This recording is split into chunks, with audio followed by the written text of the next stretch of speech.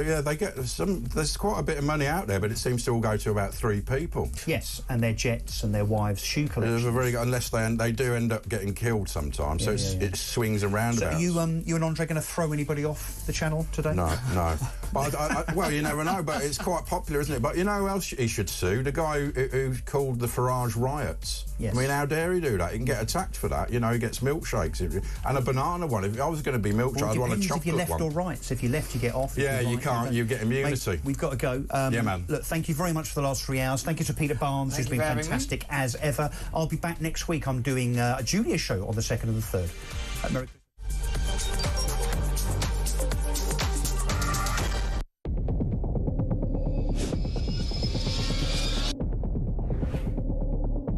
I spoke with His Majesty the King to request the dissolution of Parliament, and we will have a general election on the 4th of July.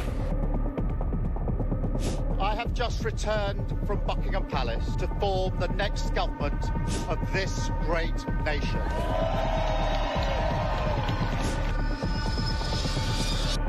Take a look at what happened.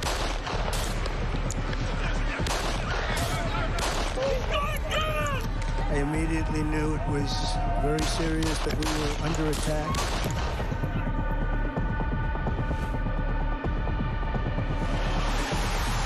The time has come, and this surely is England's time. Williams, who scores, and Spain lead. The shot from distance is in.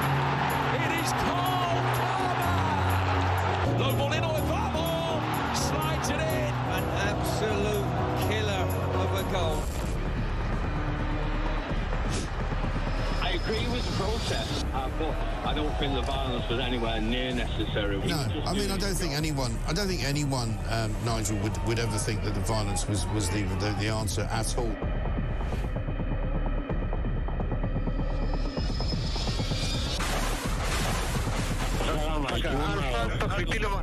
אזרחי ישראל, אנחנו במלחמה.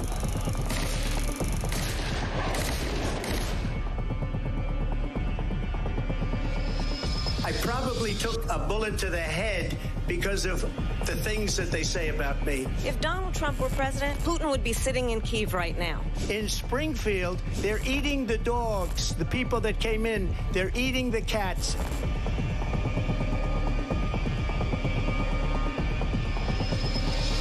Liberal left couldn't understand that this man could be anything other than the great newsreader, a man of integrity. Is it possible in any way, shape or form that Keir Starmer didn't know? Across the UK, on DAB+, on YouTube, on the app, on your mobile, the home of common sense. This is Talk.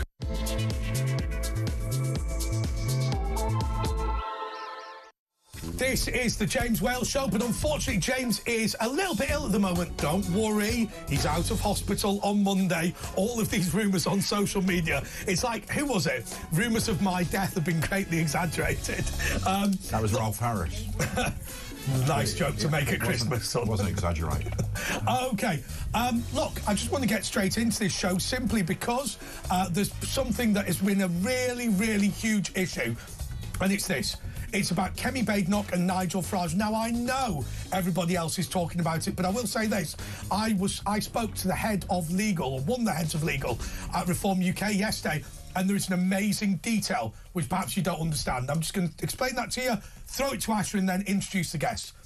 So, you know when you go through like an airport or something and it says amount of UK investment is now this, and you see it ticking up automatically, or the debt clock online, or all of these things. These are automated tickers, right?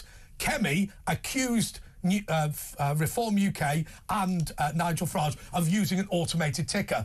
The problem is they actually didn't. It was linked live by a system called Nation Builder to the actual number of people that joined. Now, the reason that Kemi thought that, or the reason she explained that she believed that this was simply an automated ticker, was because it had gone up by hundreds overnight at Christmas. Well, actually, I think there's a detail you might not have known. There are loads of people, believe it or not, who will give political party membership for Christmas. Sounds like the worst Christmas gift ever.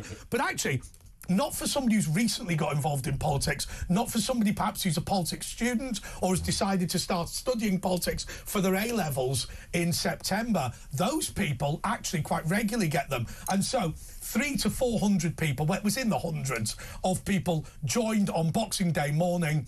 I think it's genuine. Now, Andrew Eborn last night, the lawyer said that Kemi's got a problem, because if Farage lied, if he lied, then that would be fraud.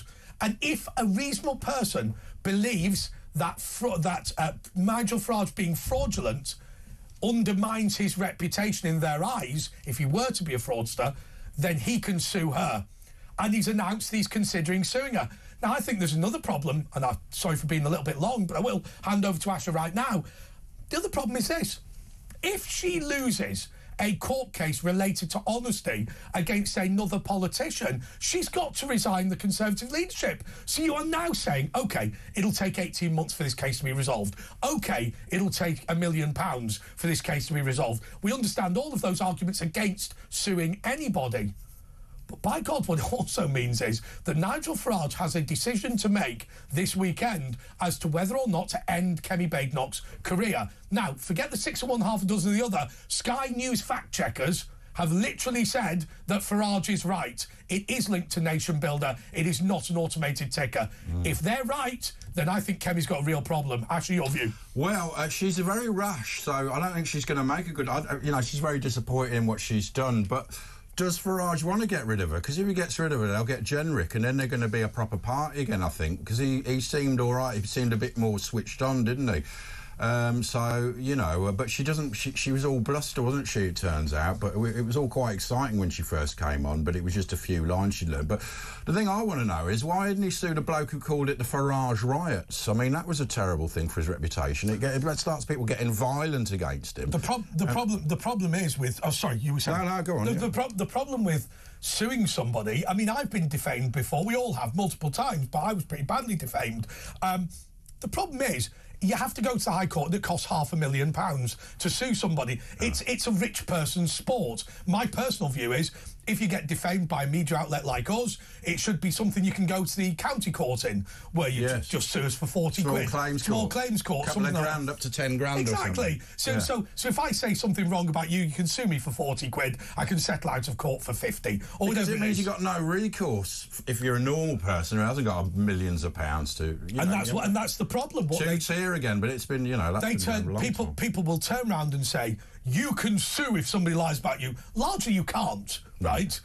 Which is why my YouTube channel's profitable at the moment. I mean, look what happened to Prince Harry. YouTube.com/Andre Walker. Very good. All the latest news and data.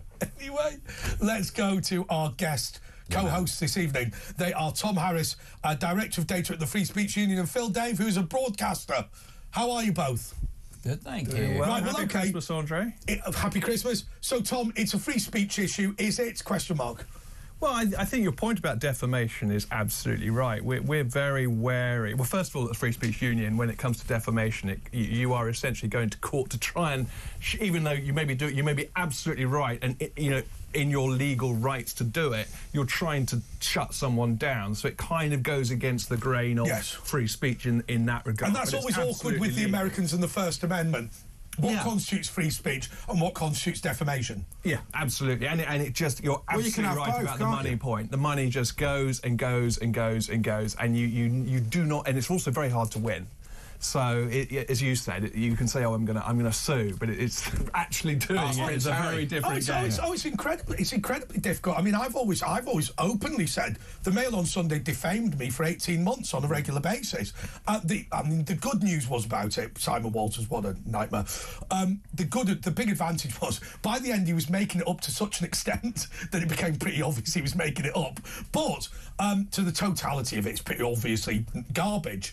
But there were times when they were saying things about me where I was like, literally, I would love to sue you, but of course I can't. Then, ironically, what I did was I started slagging them off, and then they threatened to sue me, at which point I said, well, please do, because then you don't have to pay the £1 million. You have to pay the court costs if you lose, don't you? Well, no. The lawyers always win. The lawyers always... There's a data element to this as well, though, because I think one of the things that Kemi said was, Nigel doesn't understand the digital age. I think that's a bit bizarre. So that was a bit bizarre because I've got 5 million followers and you've got 370. Connecting a sort of membership sign-up via an API to a database and then putting that on a ticker. You could have done that 25 years ago. That's not a digital age. They're showing their ignorance. I mean, that is true. Just explain that very quickly, just so we all understand it. So you're running a website. So what I can do, so I think everybody, even the least technically minded of us, understand a ticker is like a clock. Yeah. So you just install a thing that ticks up 2 every 3 minutes or 4 every 5 minutes or whatever it is, right? And that's fine. That's what Kemi thinks Nigel Farage has done. But you're talking about APIs, which is effectively what? It's effectively a bridge from what people are signing up to. And then you have the counter talking to that database via an API connection. So it's an automated, real-time connection on what the data, where the data is. So that somebody really untechnically minded understands it. I've got a database. It's not Excel, but imagine it's Excel because most people are familiar with Excel. Then there is a connection between Excel and the counter, the computer, and the website, and the counter just lists. And every time the number of people is added to that database of members, it goes up. It just asks the spreadsheet, where are we? So it's accurate then, and the Tories one isn't accurate. Well, I mean, the Tories, like I heard you saying, it's all different. That's the claim on the other side, areas. So I mean, I don't know whether it's true or not, but she's been oystered by her own petard, hasn't she? But my point is, it's not rocket science. No, but I'll tell you what's interesting. Doesn't it go to show how reassuring it is that our politicians can count or can't count? I'll tell you what's interesting about that. In amongst the things that she said, and apparently this is defamatory as well, but I suspect it's 5 o'clock on Boxing Day, right? And she's had a kick-off over 5 tweets. Now, I would suggest to you that might be, as Farage described it, intemperate in both senses. But okay. But let's think about this.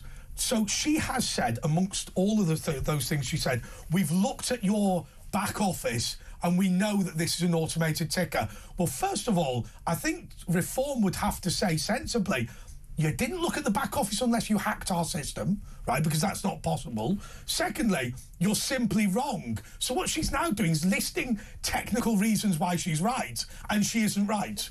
Well, you know what I think is most frustrating about all of this, and I strongly suspect myself and many other frustrated voters think along this line, is that this is such a fuss over nothing. You know, we were so hoping that this was going to be the dawn of a new era for politics. You know, Nigel Farage is supposed to be the saviour to a great number of people who are wound up by the state of politics in this country, and to think that actually he can get embroiled in such a petty and stupid battle.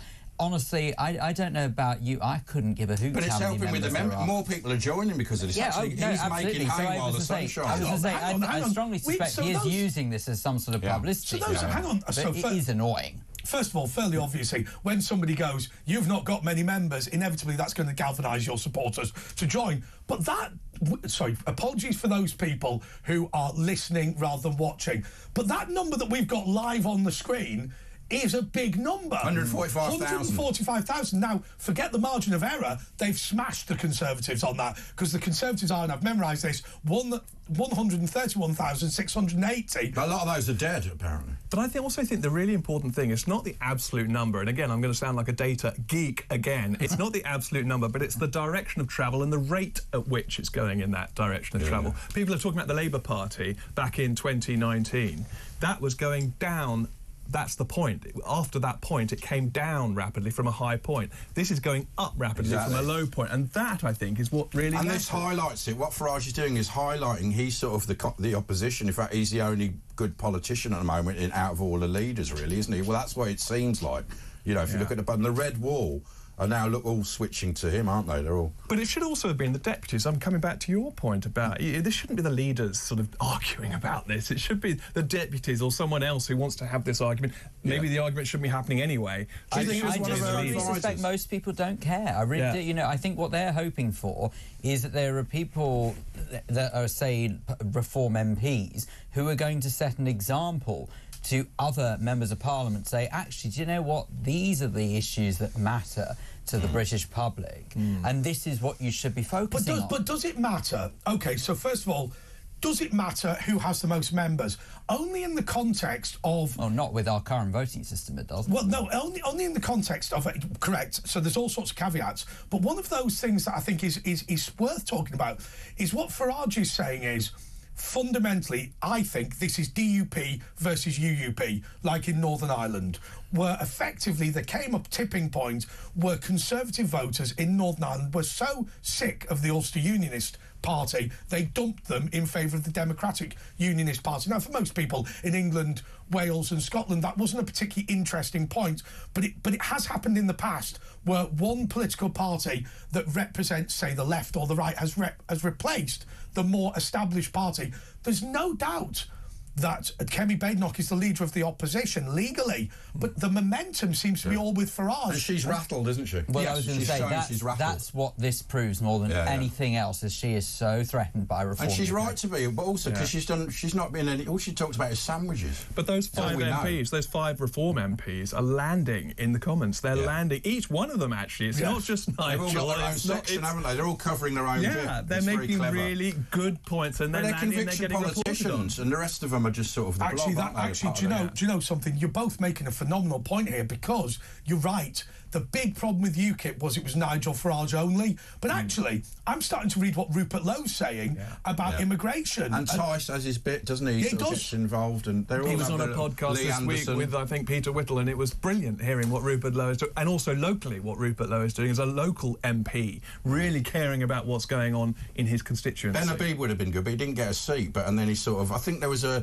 You know, that was the biggest travesty of the election. If you put 2 hamsters in a cage, they fight each other, and Farage and Ben Habib are both they're quite similar, whereas those 5 guys they're all very defined, and I think they just sort of couldn't quite get along. I've got to say, maybe Farage felt threatened a bit, I don't know. For me, I think Farage disgraced himself with marginalising Ben Habib. I think they should have had 2 deputies, maybe a senior and a junior deputy, something like that. I do accept that you need somebody in the Commons, but the problem is, it talks to this allegation that Nigel Farage is a one-man band, and I admit everything that Tom and Ash have just said is right, but the Ben Habib thing remains a question mark, doesn't it? Well, look, I mean, I guess no politician can get everything right, and Nigel Farage is no exception to that. I personally think it was a huge shame that they didn't make things work with Ben Habib. You know, we all...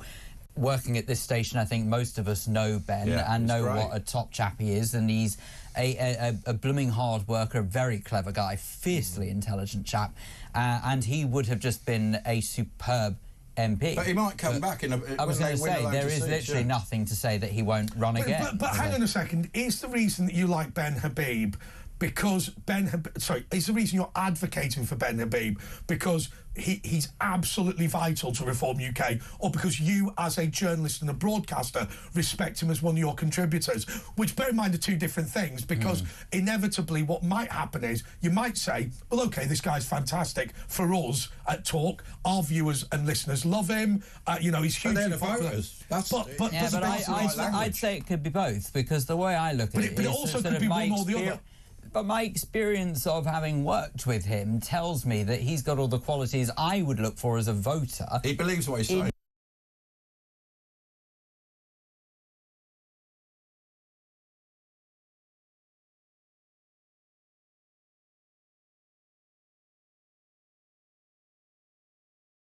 Oh, I'm sure. No, they're right. Can I talk to you about one thing just before we go into the break? And it may well be that you don't know anything about this or don't know a great deal.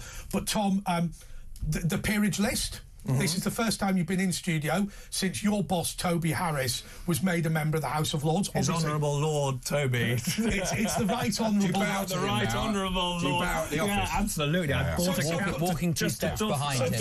So, of course, previously he was the Honourable because his dad was in the House of Lords. OK. So...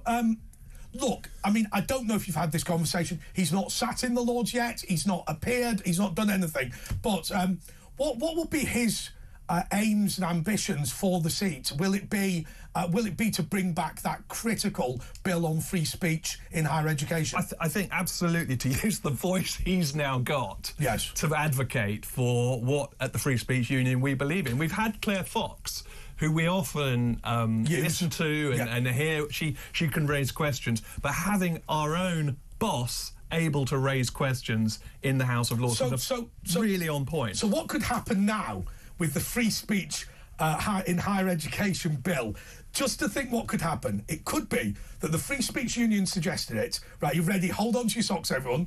Then it gets passed into law by the Conservative government. The Labour government refused to schedule its implementation date. The Free Speech Union sue them. The Labour government's defence against the judicial review litigation is that they're going to repeal the bill. They then repeal the bill. Then the Conservatives put Toby Young into the House of Lords, who brings back the higher education bill, even though it's been deleted, as a backbench private members piece of legislation backed by the Conservatives, which gets voted down by the Labour Party. And then after that happens, breathe. I need a whiteboard. Can I just say, I'm really sorry. I think I lost you after it went to the Lords. Then after that happens, the next government, whether they be Conservative or Reform, and I think it's clear they're going to be one or the other, will bring it back again. So it'll be an amazing thing that it will be something that has been a government bill.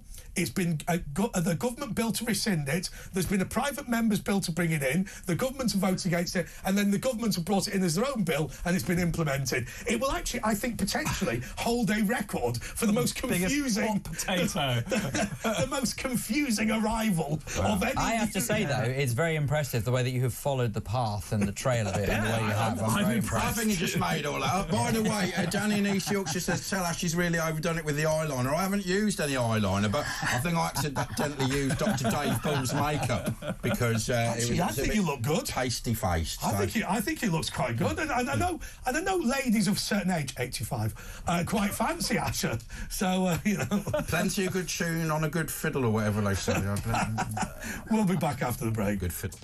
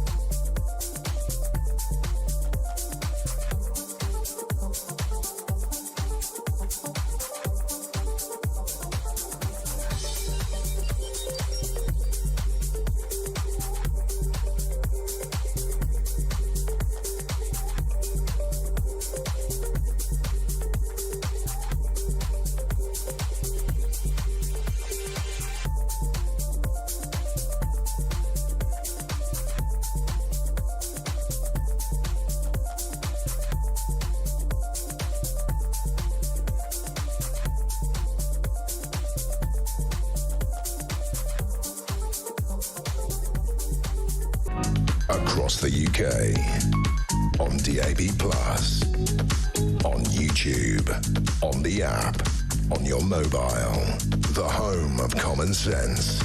This is Talk. Right, before we do anything at all, I just want to point out what is going on the BBC right now. They're having a debate with their global science editor about whether there are too many tigers in Nepal. Right, what are they doing? I think it's racist to allow it. Can you imagine if they had tigers here? They'd go, you ban them health and safety, you can't have tigers running around. They go, oh, it's only in Nepal. Look, also they've dug up Yul Brynner. He looks better now. But tigers kill about 500 or 1,000 people a year in India and Nepal. I mean, it's health and safety gone mad. We wouldn't allow it here, would we? It's appalling. Nice one. Do you know what really, really worries me is I was genuinely holding back from making that joke. Really? Yeah, that and really your worries me. self-control was betrayed. No, but you don't understand the fact that I'm clearly thinking in the same way. If you were to have a wild animal as a pet and you had all the space, which one would you have? Ooh. I quite like the idea of owning a puma. Really? Yeah. Would you have it declawed? Do you have his teeth and claws taken off? No, so it's just like a cuddly bear. Can you imagine? Yeah. It can paw you. But actually, it's quite pleasant. Yeah. No, but look, ultimately, felines know where their bread's buttered, right? So I feel if I was the one to feed the puma, it would probably know that I'm its lord. But they go next door and then, you know, lap someone else's milk up. Hang on. Do you know what's just been said in my ear? The problem is you're now doing what the BBC's doing. Yeah, that's a fair point. I just want to line up that I'd own an otter. Okay. I don't know why. It's just... Never stroke an otter, it'll take your fingers off. Look at Terry Nutkin's hands if you don't believe me. Well, I think that might be a bit tricky now, but yeah. Look at Terry Nutkins. No, we can't, he's dead. Okay, Brian is in Whitley Bay. Brian, you're on tour. Hey, man. Hi, Andre. Hi, guests. Hi, Ash. Hi. Yeah. Hi, man. This handbags at dawn with the Tories and UK... Reform. We're coming in the UK... The Farage's party, sorry, right? Reform UK, yeah. On a reform, that's... Sorry, I couldn't think this. I've got a bit of a cold and I'm not feeling too good. Yeah, it means... Why are you not feeling too good, Brian? What's wrong with you? Got a cold. Oh, God, I've got full of cold, headache. Because most people who phone up this show and are a bit sniffly and confused, it's got nothing to do with a medical problem, if I'm being wholly honest with you. Everyone's got some of it at the moment. Yeah. Oh, dear. OK, just talk more slowly. I can't talk more slowly, I'm confused. Bloody hell.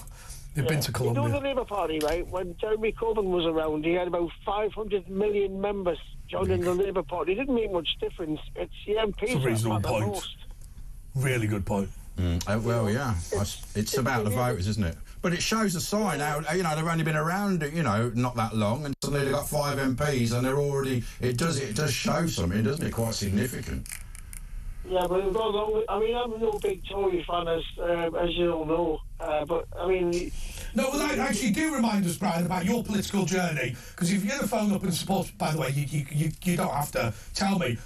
But presumably, Whitley Bay. I'm assuming I've been there before, but it was in the 80s as a little boy. Jimmy Nail, think like that. People like Jimmy Nail in Gaza. It's a fiercely working class laboury type place in the northeast of England. Actually, it is. Well, Whitley Bay is next to it's next to Tynemouth, and they've actually got. Well, he's on a Tory MP there, didn't I? I can't think of his name right now. But he used to be Tory at one time. Yeah. Wasn't Sunak round there? Sunderland, was it? No, he's Richmond, North Yorkshire. But it's a funny. It's all north, isn't it? It's a funny place. Think more Downton Abbey type. Tony Blair obviously was, but I mean, are you going to vote Reform next time, Brian, or what are you going to vote for?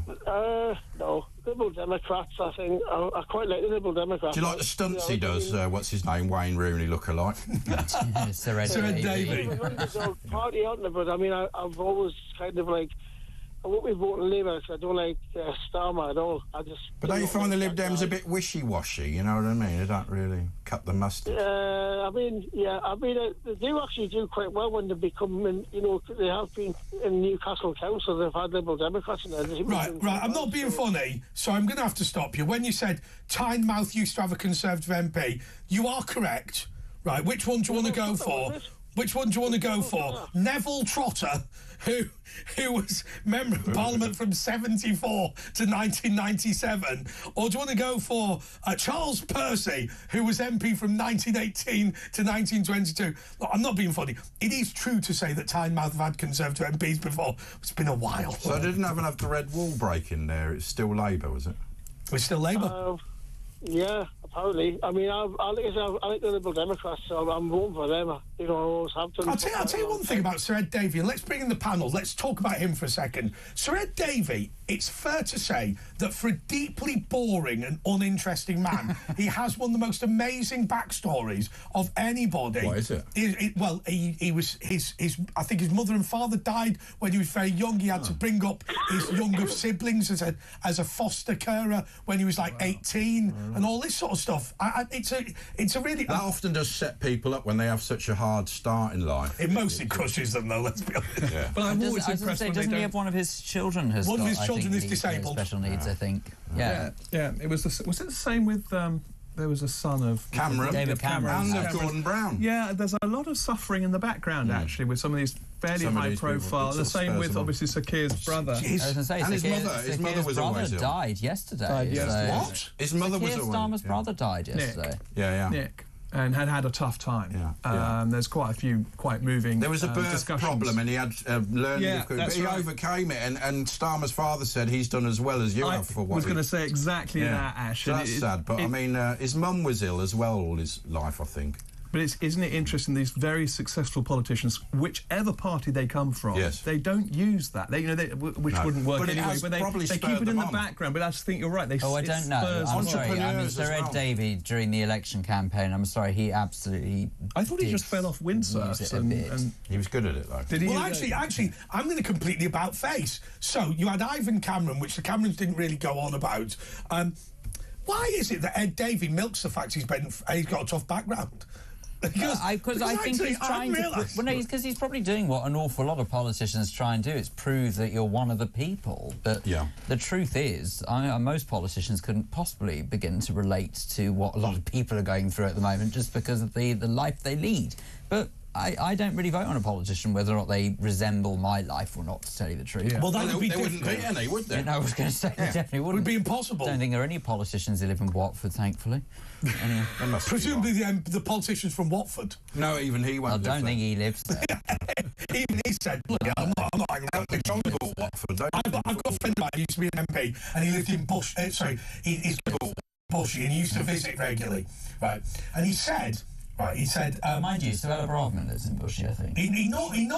So Bushy's near Watford or in Watford, I don't know how it's exactly classified. He said, I knocked on my girlfriend's door, she opened the door and he went, you're not going to believe this, but the bloke walking into the door two doors down looked like George Michael and he checked me out. And she went, that's because George Michael's mum and dad live 2 doors away. I think they've got a statue of him in Bushy. Completely bizarre. George Michael was from there originally. Yeah, he was. Yeah, very good. I love that, the way he said it in the earpiece. Yeah. Let's talk about prisons. Let's talk about prisons. Can I just say very quickly on the subject of Neville Trotter, doesn't he sound like a character out of a J.K. Rowling book? I quite like it. Only Fools and Horses. Yeah, maybe. Expelliarmus. Yeah. Oh, by the way, we forgot to say anything to Barry. Barry from Watford. He's gone. He's not in Watford. He's not in Watford. He's in Whitley Bay. Barry from Watford's that bloke with the minty biscuits. Oh, yeah. Is that? Remember, it is a minty interior. Barry, talk about the blue badge. It's a minty bit chocolate affair. It's like an aristocratic biscuit, isn't it? Because it's like wrapped up digestive with a minty biscuit. Right, open prisons, right? We're going to start putting people in like basically Premier Inns, Lenny Henry hotels. They're going to get everything. They get takeaways.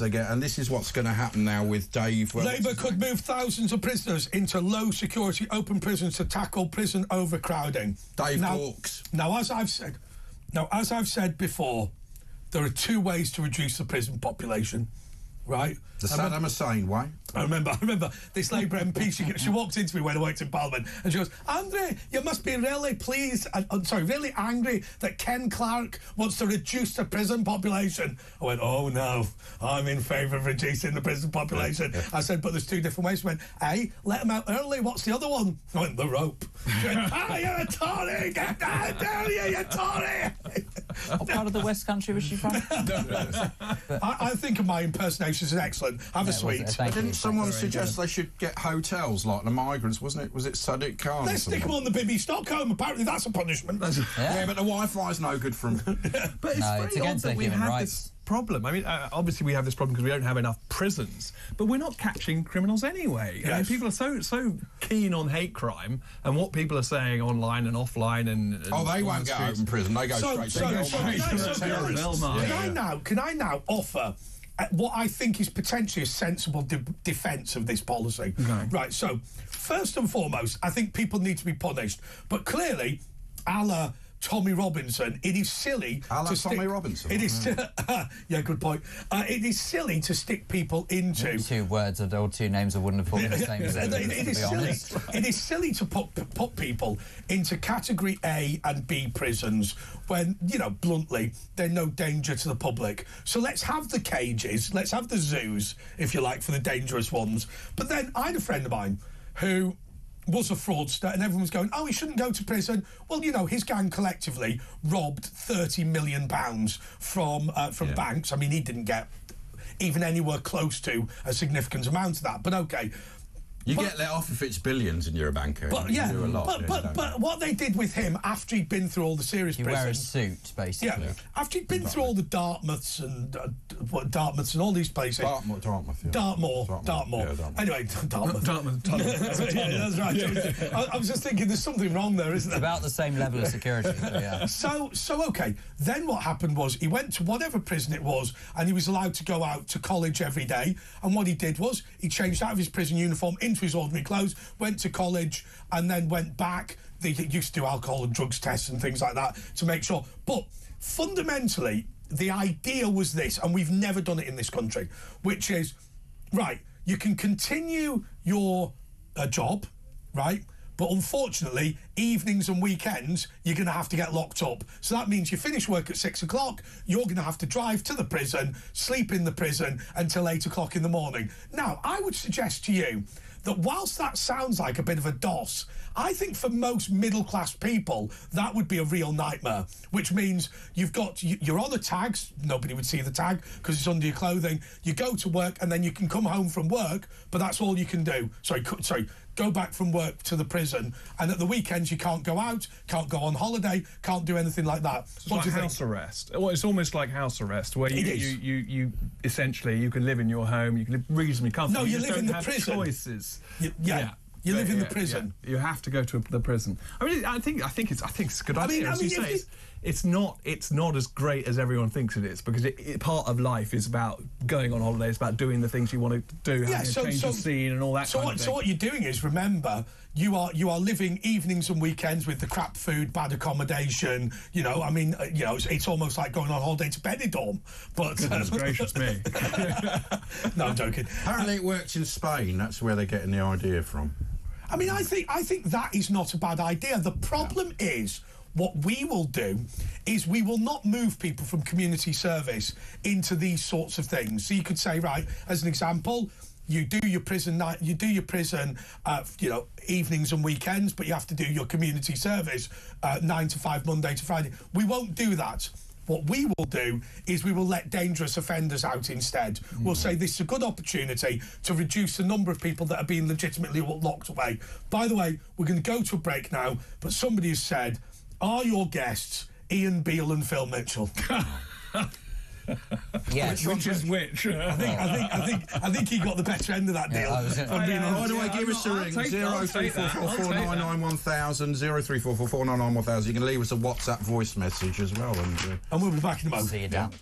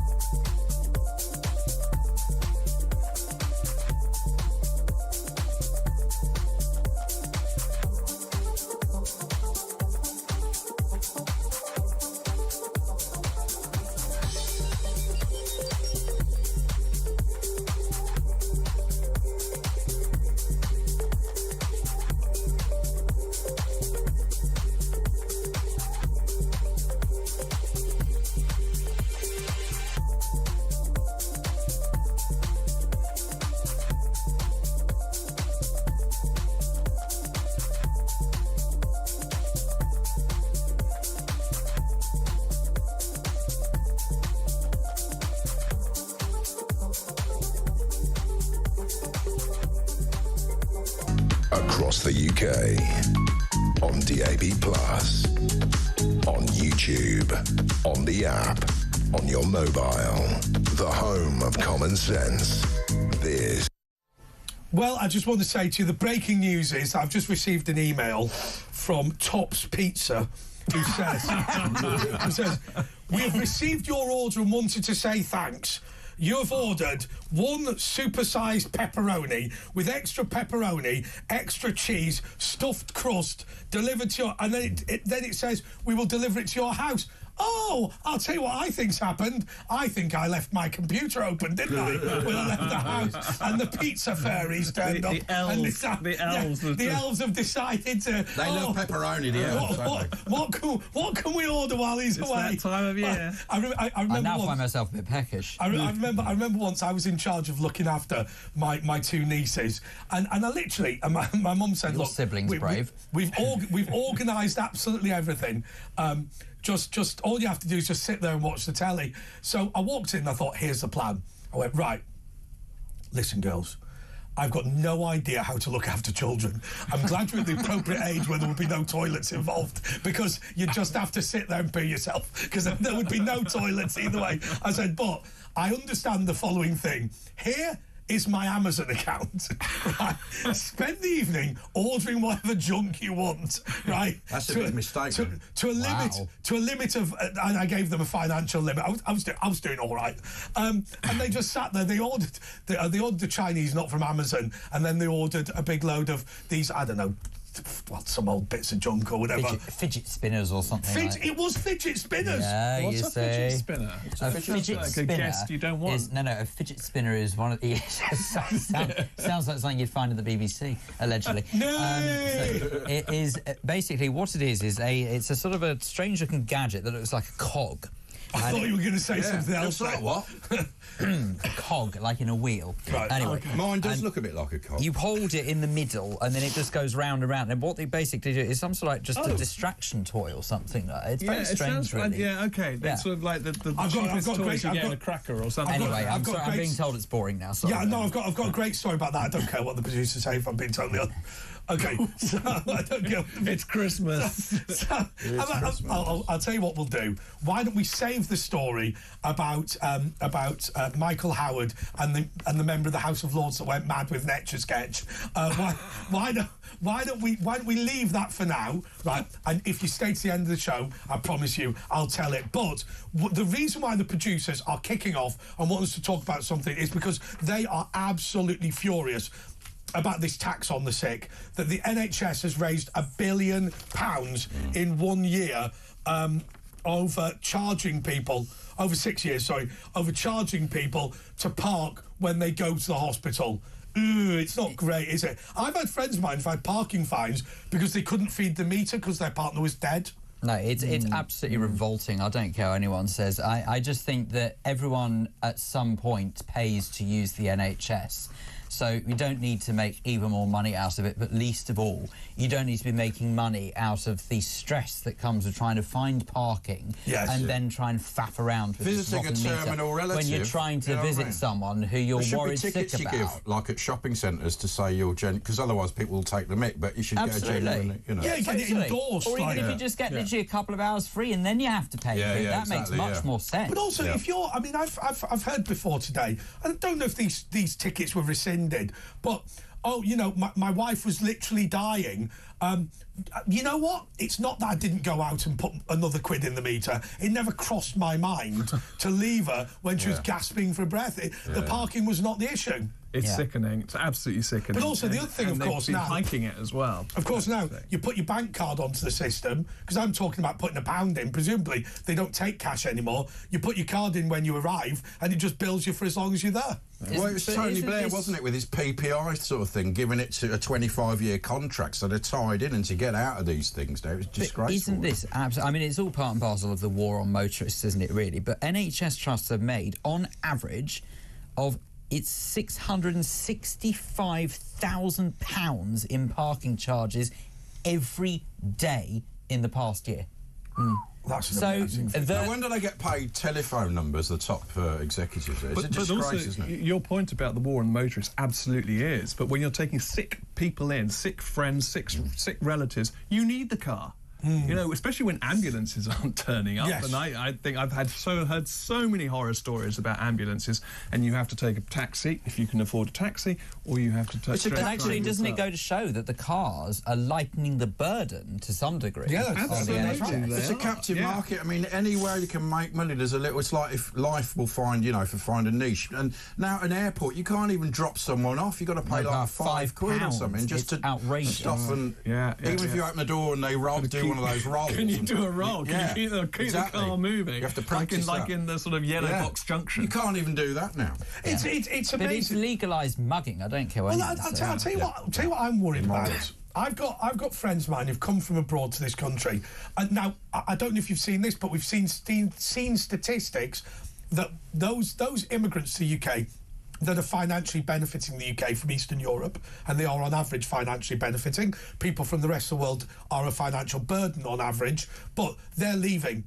The number of people that I meet from Eastern Europe now who say, I would not go into an NHS doctor, an NHS dentist if you can find one. I wouldn't touch them. They're filth, they're bad, they're slow, the treatment is appalling. And what you are getting is a situation, a friend of mine who literally, if he has toothache, flies to Moldova for their superior dental service. Moldova is a former Soviet republic. Well, could it be that actually this is some sort of ploy, if you like, and I don't know for any certainty, but some sort of ploy to try and actually put people off of using the NHS? I'm sure that's right. COVID continuum. Well, I mean, let's be honest, but the parking charges were way before COVID came around. Yeah. But it's still, I just can't help but wonder why. There's no rhyme or reason, because you can't tell me that the NHS benefits from the money, because, my goodness me, look at the state of it. It goes to private companies, a lot of the money, anyway. Absolutely. The state of the NHS, you can't tell me that they benefit from the money that's raked in. Do you know, it upsets me with the NHS, because what we have done with the NHS, what we as a country,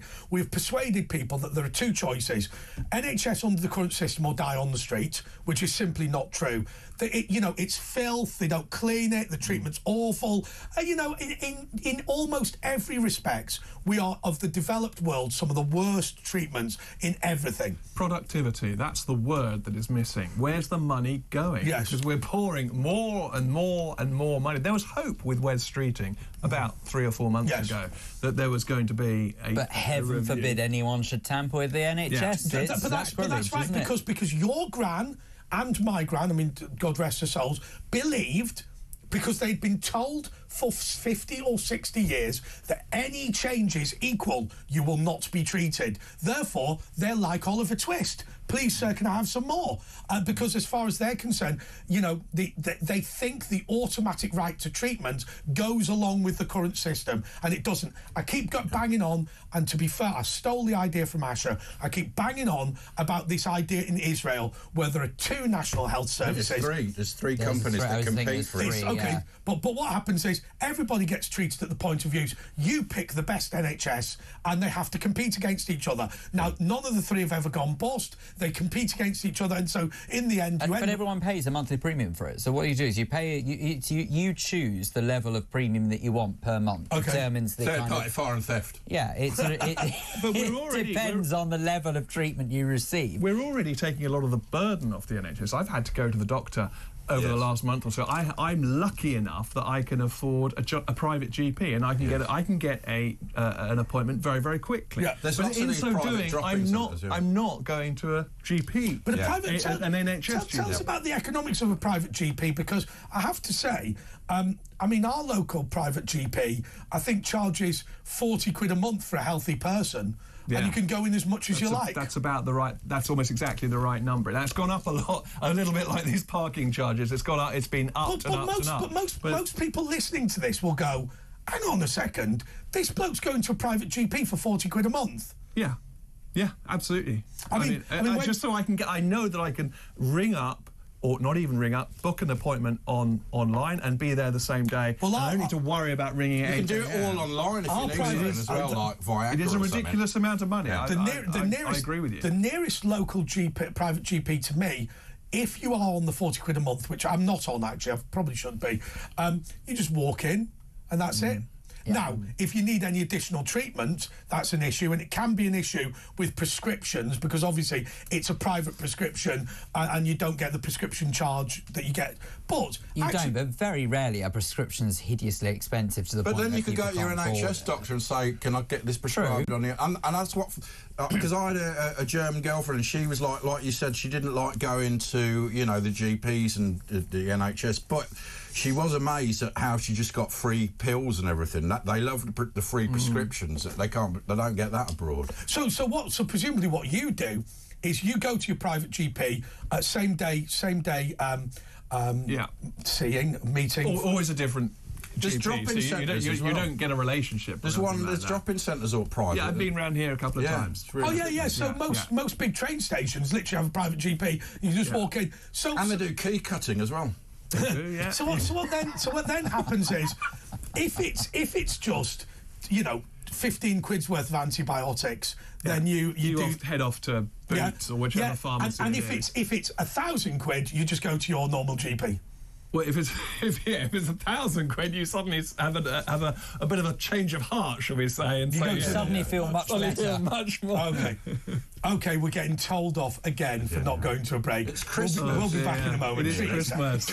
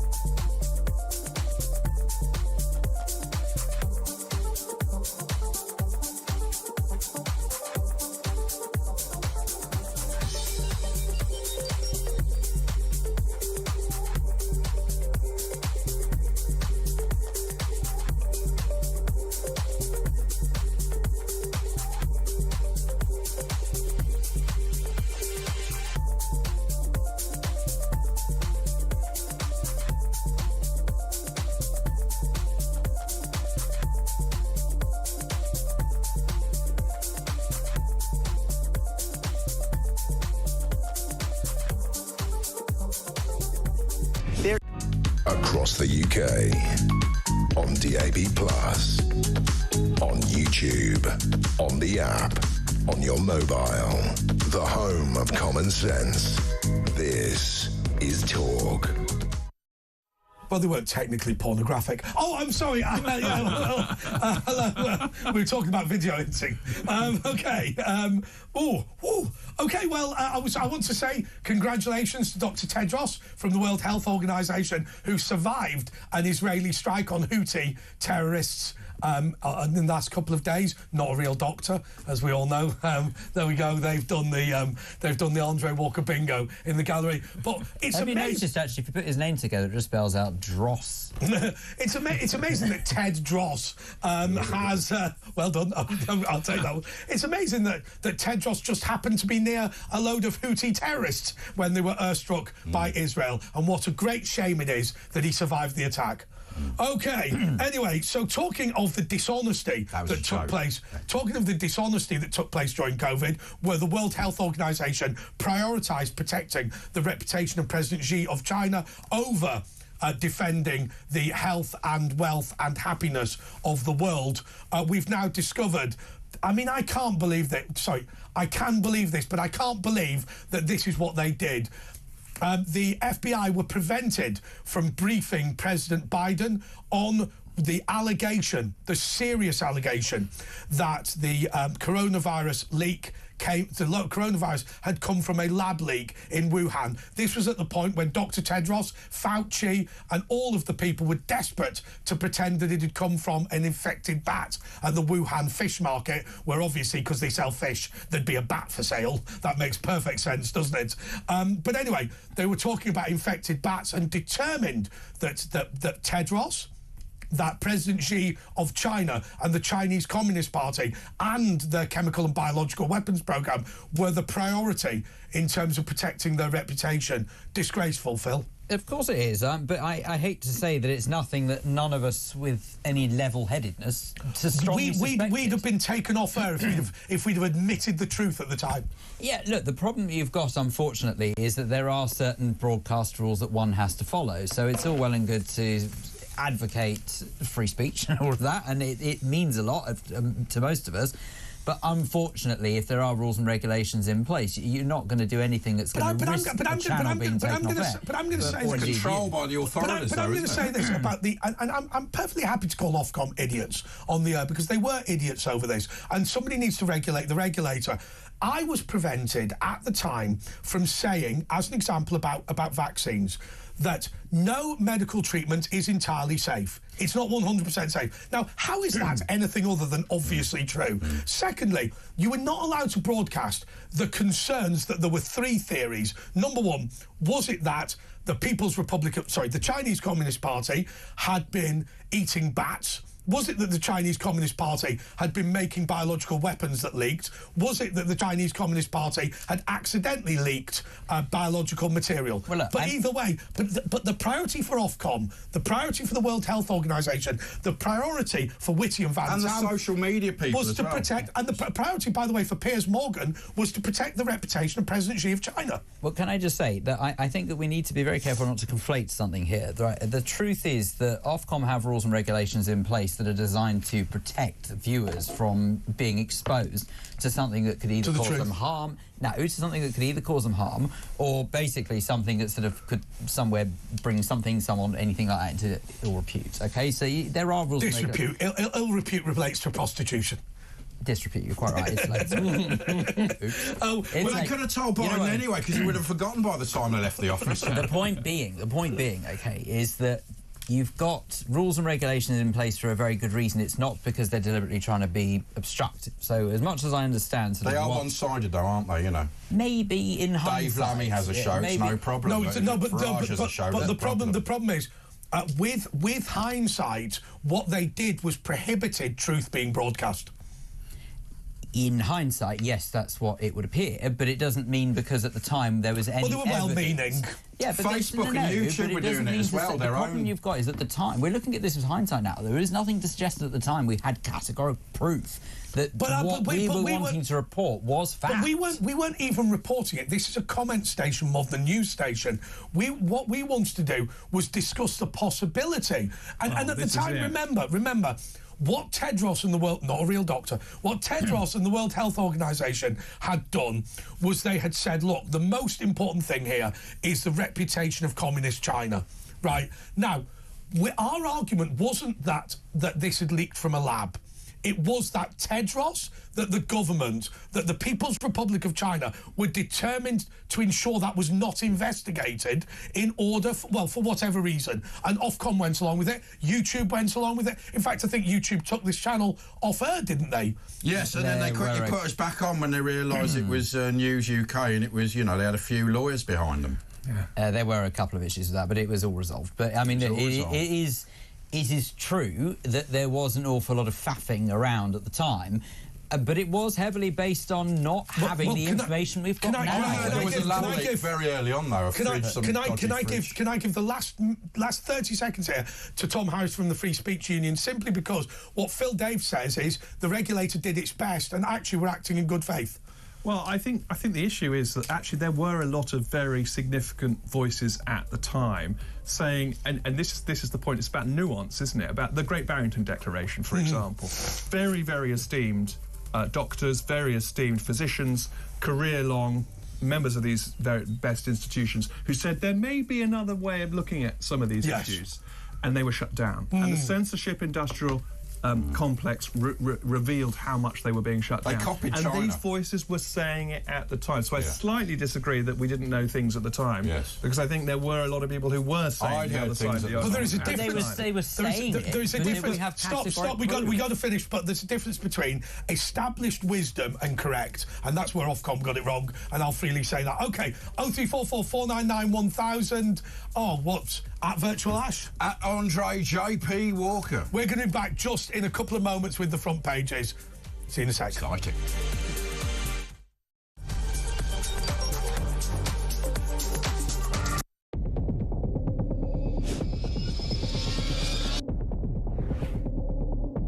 I spoke with His Majesty the King to request the dissolution of Parliament, and we will have a general election on the 4th of July. I have just returned from Buckingham Palace to form the next government of this great nation.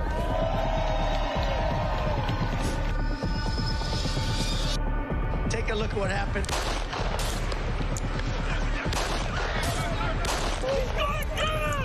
I immediately knew it was very serious, that we were under attack.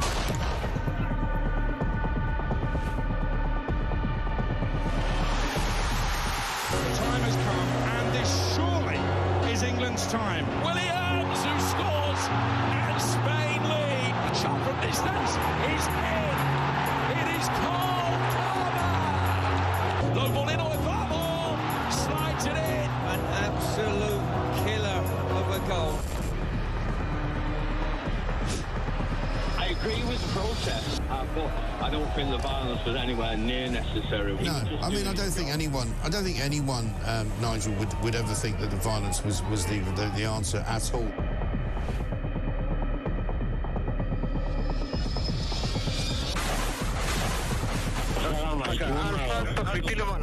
אזרחי ישראל, אנחנו במלחמה.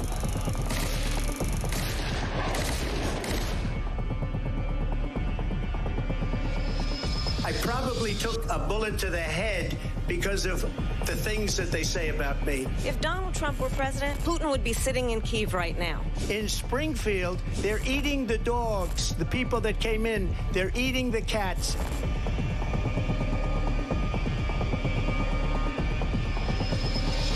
The Liberal left couldn't understand that this man could be anything other than the great newsreader, a man of integrity. Is it possible in any way, shape or form that Keir Starmer didn't know about these facts about... Across the UK, on DAB+, on YouTube, on the app, on your mobile, the home of common sense. This is Talk.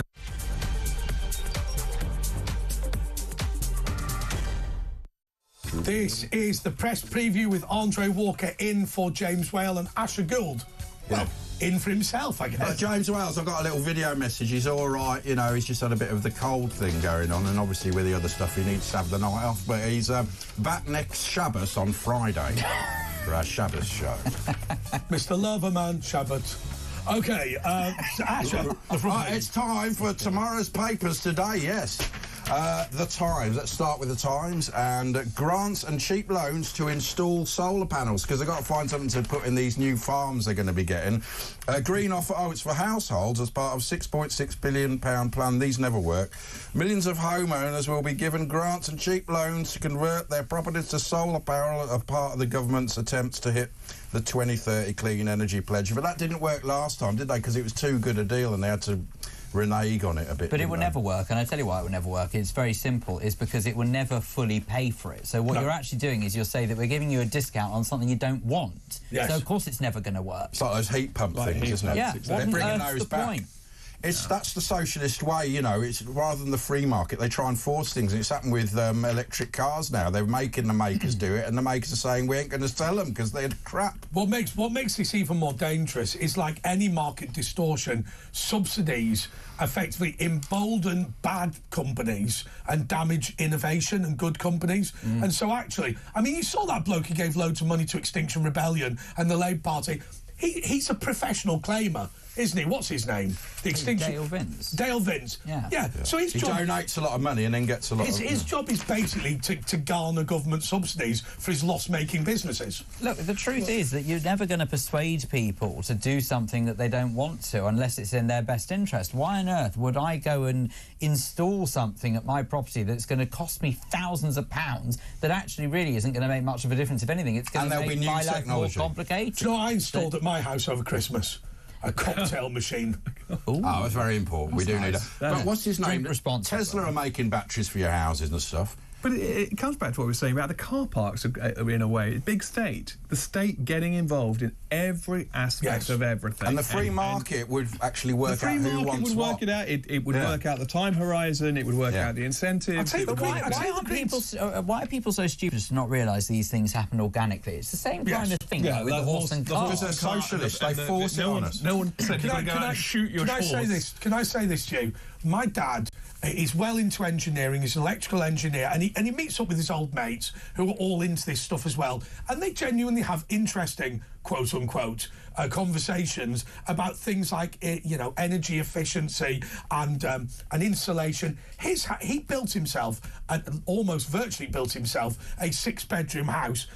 And it costs him to heat something like 800 quid a year because it's so insulated. It's just absolutely crazy. One of the things that I think is a brilliant technology is grey water systems, where the water that your roof catches you use for your toilets, also your old bath water you use for your toilets, which I think is a great thing. Elon Musk is doing makes sense.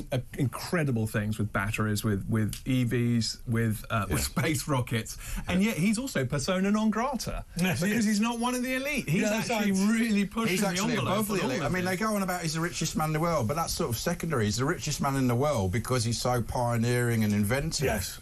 That's and he's twice as rich, I think, as Bill Gates at this point, or maybe earlier in the... Kermit Frog. We have a whip round for Bill Gates. Although it has to all the farms, isn't he? Although it has to be said, of all the things that Elon Musk ever came up with, that brick thing... Right. I don't know what that monster truck thing. No, when he created that thing in Las Vegas, right, which was supposed to be through the tunnels, the new Las Vegas Underground, where in the end it just had Teslas driving through it. But his idea was to build. I mean, this was not a bad idea. It was a disaster in the end. But the underground system, all the stuff you should pull out should be turned into bricks for houses by injecting concrete into them. Actually, that bit did work, but unfortunately, this thing can't carry any passengers because you just have to get in your Tesla and drive through it. But they've got that in China now. That's Elon Musk, though. He goes for every idea and then some of them fail. But some of them don't. But the rockets that land back in the admits it as well. You know, he'll sort of hands up and say, "Okay, that wasn't quite what I thought." Have you seen the robot he's invented? It's amazing. I mean, it really is like a person. You know what I mean? Well, it probably isn't about moves. It can do. It can learn anything. Squid Games. It could. But it can learn anything. Red light, green light. I was traumatised after that thing. But I'm not surprised. That's honestly, I don't understand the popularity of that. And that's got a second series. It was we like being traumatised. Unlike Alan Partridge. Give me a second series, you shit. By the way, just on this sort of environmental story, Just Stop Oil. By the way, can I tell you, with my show, that was the woke that was, which disappeared when we were halfway through and we changed back from Talk Radio to Talk TV. The woke rabbit spoiled. I did say to my boss, "Give me a second series, you shit," and he actually did. You tell him to smell the cheese? Smell the cheese. Just Stop Oil have been called hypocrites after shipping T-shirts made by low-paid workers from 4,000 miles away. These £20 orange and white T-shirts. It's just one of the hypocrisies that's actually come to light. There are so many, many. The Daily Star, which I think you'll find is a right riveting read. Ghost of Diana found me a husband. They always get unusual, unique news. A butler, her spirit guided me to a new love on a train. Ex-royal butler Paul Burrell has revealed how the spirit of Diana guided him to meet his husband-to-be on a train. Well, that's amazing. I mean, I just think... I don't know, but I just think with the whole gay marriage thing, the whole "we're both husbands," it all sounds a bit weird, doesn't it? I don't know how to go into that, but it's not for everyone. So Certainly not. Neither was Diana, if I'm being told. They've also got a free race. Longer lives for our dogs. Apparently dogs are going to live longer. So, yeah, that's good. That's good news at Christmas time. I don't really want to hear that 2 years after I lost my dog. You can join. You can join. Well, go on the train. You can find. You can get them cloned now, okay. can't you? How about join Slimming World for free? Now, I want to ask you, based on the front page of the Daily Star, come on, how many of you... It's been carved, it says for fry, like a German sort of thing. How many of you have decided that you're going to give up smoking, go to the gym, right? Come on, neither of you are smokers, are you? Well, I gave up smoking in about 2020. Cigar. Yeah, cigars. And then I moved on to vapes. So you had an electric cigar. I did have a cigar amazing, vape, and then I stopped that in August, and I haven't done since. But the electric... Yeah, just the crack now. Yeah, he's only... I'll tell you what, Phil Dave is no longer smoking cigars, he's only shooting up skag. I don't even know what that means, but it's not true. I don't know what that means. Oh. He knows all the vocabulary. There is... Apparently you're lying. A rumour going round, so the reason that we stopped and looked at the camera, Holly Willoughby style, is that you're not going to ask the listener, are they okay? We've been told that that Faith in the gallery saw you light a cigar recently. Really? It's a very clever trick, because I didn't. A few months ago. That's all right. Anyway, you got to have a cigar. March, maybe it was the electric one. No, it was probably the electric. It does look like a cigar. Yeah, it does. It's designed to look like a real one. So yeah, it was probably. You were on that boat. Get Do you remember? Get her on the mic. Come on, get her on the mic. Where? There is the no backside. mic. Come on, get her on the mic. We've got a mic in Come there. Yeah. Come on, Faith. You got to have faith. You got to have faith. Play the jingle. Oh, you've got to have faith. Faith. Faith, tell us about the cigar story. A while ago, I think it was real, Phil. I promise you it wasn't. It looked real, but it glowed as well. Honestly, I haven't lit up since 2020. And how did we get into this? Anyway, you were asking if any of us give up. I have given up, yes. There you go. What have you given up? Crack. No, all my friends give up. Is January the one where they give up meat or alcohol? I can't remember. January, isn't it? For January. That and also alcohol. I refuse to give up. Have you heard alcohol. about the women's thing? Right, and let's not explain it in full, but it relates to topiary. Right? Okay. You know, people give up topiary. You know how men. You know how men have Movember. They're trying to cut the habit. I know a lot of women who do Fanuary. Oh my Lord. Right, and basically go, look, I'm sorry, Movember is unacceptable to me, Fanuary is unacceptable to you. Fanuary is the punishment for Movember. Mingember. So if you are doing Fanuary this year, please don't give me a call. How on earth did we go on for that from the ghost of Diana? We're doing we were guided by a ghost. Oh right. And there's a voucher. Yeah, there's another one on the Daily Express as well. So you get 2 vouchers and go twice. The Daily Express... You could lose twice the amount of weight. Good idea. Yeah. Golden age of medical research is offering fresh hope to beat killer disease, and this is about vaccines that can prevent you getting cancer. The cancer vaccine, I know they've already got one that they give to young girls and now young boys, and it stops you getting HPV. Warts, and then that stops HPV, which can cause cancer and, cervical cancer. Cervical cancer, that's the one. Good news, but experts have hailed... Well, not for us, though. It's too late for us. Experts have hailed, maybe not with some, that 2024 is the year of the cancer vaccine in celebration of an explosion of progress that offers hope to millions of patients. So in the end, they might be able to cover all vaccines. I'm convinced. I've still got a bet on, which is a sportsman bet. There's no money, and it's only with me anyway. But I'm still convinced that the main cancers will have been eradicated in 15 years. I'm completely convinced. We should have said that. We expected that to happen 20, 30 years ago. No, they get replaced by other things. That's the trouble. It's only because we make new discoveries. It's not so much. I don't think it's about replaced, is it? It's more about how the fact that there are some people who have died from conditions in recent years that years ago people would have just been said alive to die for. Yeah, exactly. I think that's more likely. Look, I said this last night, so apologies, but CRISPR gene editing, it's very, very simple, the idea that they've come up with, which is... We used to say, why is it some people get cancer and some people don't? Nonsense. We've all got cancer all the time. You've got cancer now, I've got cancer now. Well, break it to us gently. Okay, but... You can understand why you didn't go into medicine, can't you? How long have I got? But our immune system are constantly killing cancer cells, which are basically mutated cells. Yeah. What happens is some people's immune system can't kill certain types of mutations, Absolutely. So what they're going to do is they're going to take my immunity, if you like, to a certain type of lung cancer, which I have naturally, and they're going to give it to Tom and give Tom's immunity to liver cancer to me. It's like swap shop. And actually, through editing our own immune systems, we will eat our own cancer. And it's the end of the DNA strands. Apparently, as you get older, they shorten and get... They fray. They fray, that's it, yeah. So that's... I know the feeling. Yeah. I mean, it's astonishing. Also, why is it Amelia Fox? That project. Why is it Amelia Fox on the front page? Oh, yeah, of she says she was excited to turn 50. Not really, though, was she? But I don't know why we have to care about that. Why is that the front page? Yes, I don't. Well, I didn't care about it until you brought it up. Tom, what you were going to say? I was just going to say he was just 50. It was that project to map the genome, wasn't it? At the beginning of the century. But this is what we're reaping the benefit of it. At the time, it just seemed like we're just creating a dictionary or an encyclopedia. The thing is, they're so stupid. They don't even know genome is pronounced gnome. Oh. Do you know what I mean? I mean, you've got to start at the basics. Right. That's one of your better ones, actually, if I'm being honest. It's taken me a while to get it. I just got it. Ash's worst joke is that Walsall's in Poland. That is his worst. I might have to change that. It's in the Black Country. The Eye Weekend, I think we've whipped through the papers a bit quick, but there's all like one story on each one, isn't there? The Eye Weekend, water firms fined just £2 by Watchdog despite record sewage levels. Campaigners call these fines pathetic. Well, they are, £2. And accused of failing to hold water companies accountable for sewage. I mean, there's a bigger story here in that all these companies and the Quangos controlling them, it's just not working anymore. We haven't got any democracy. It's all Quangos.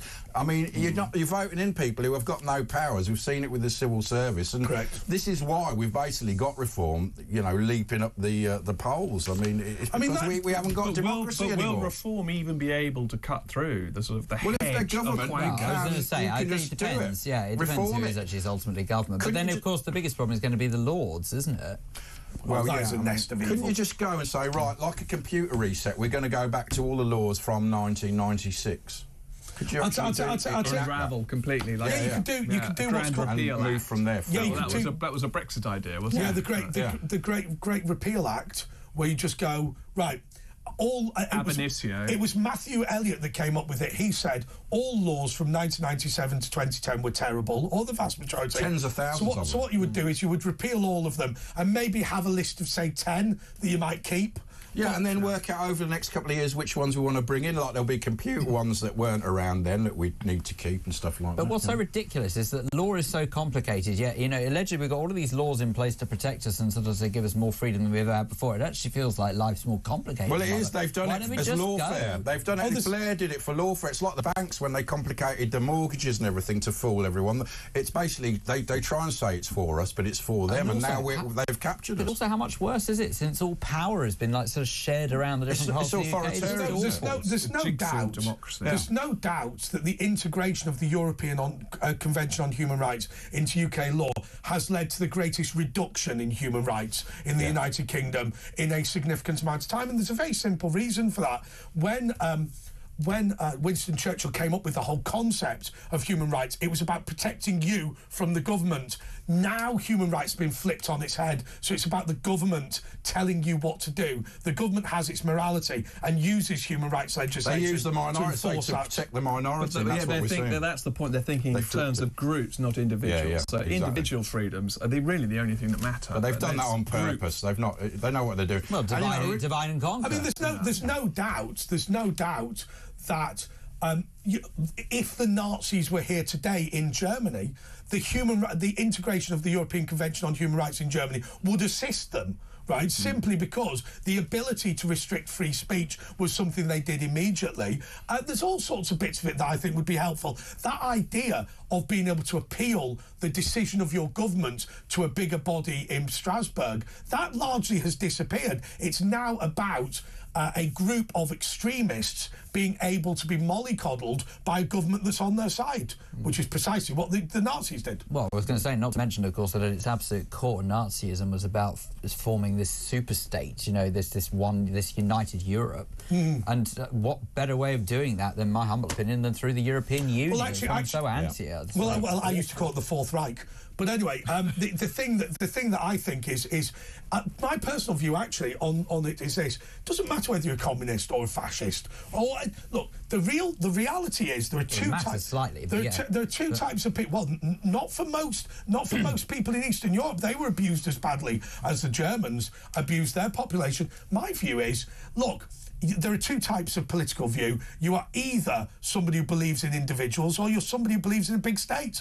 Yeah, and actually, this has been a theme tonight, hasn't it? Yeah, whatever your flavour of big government hate is, it doesn't bother me, right? Yeah. So I'll tell you what we'll do. Let's let's wipe out the Poles. One side wants to wipe out the Poles, the other side wants to wipe out the Jews. Either way, let's not have either, right? In my honest opinion. Anyway, we'll be back with the press preview just in a moment.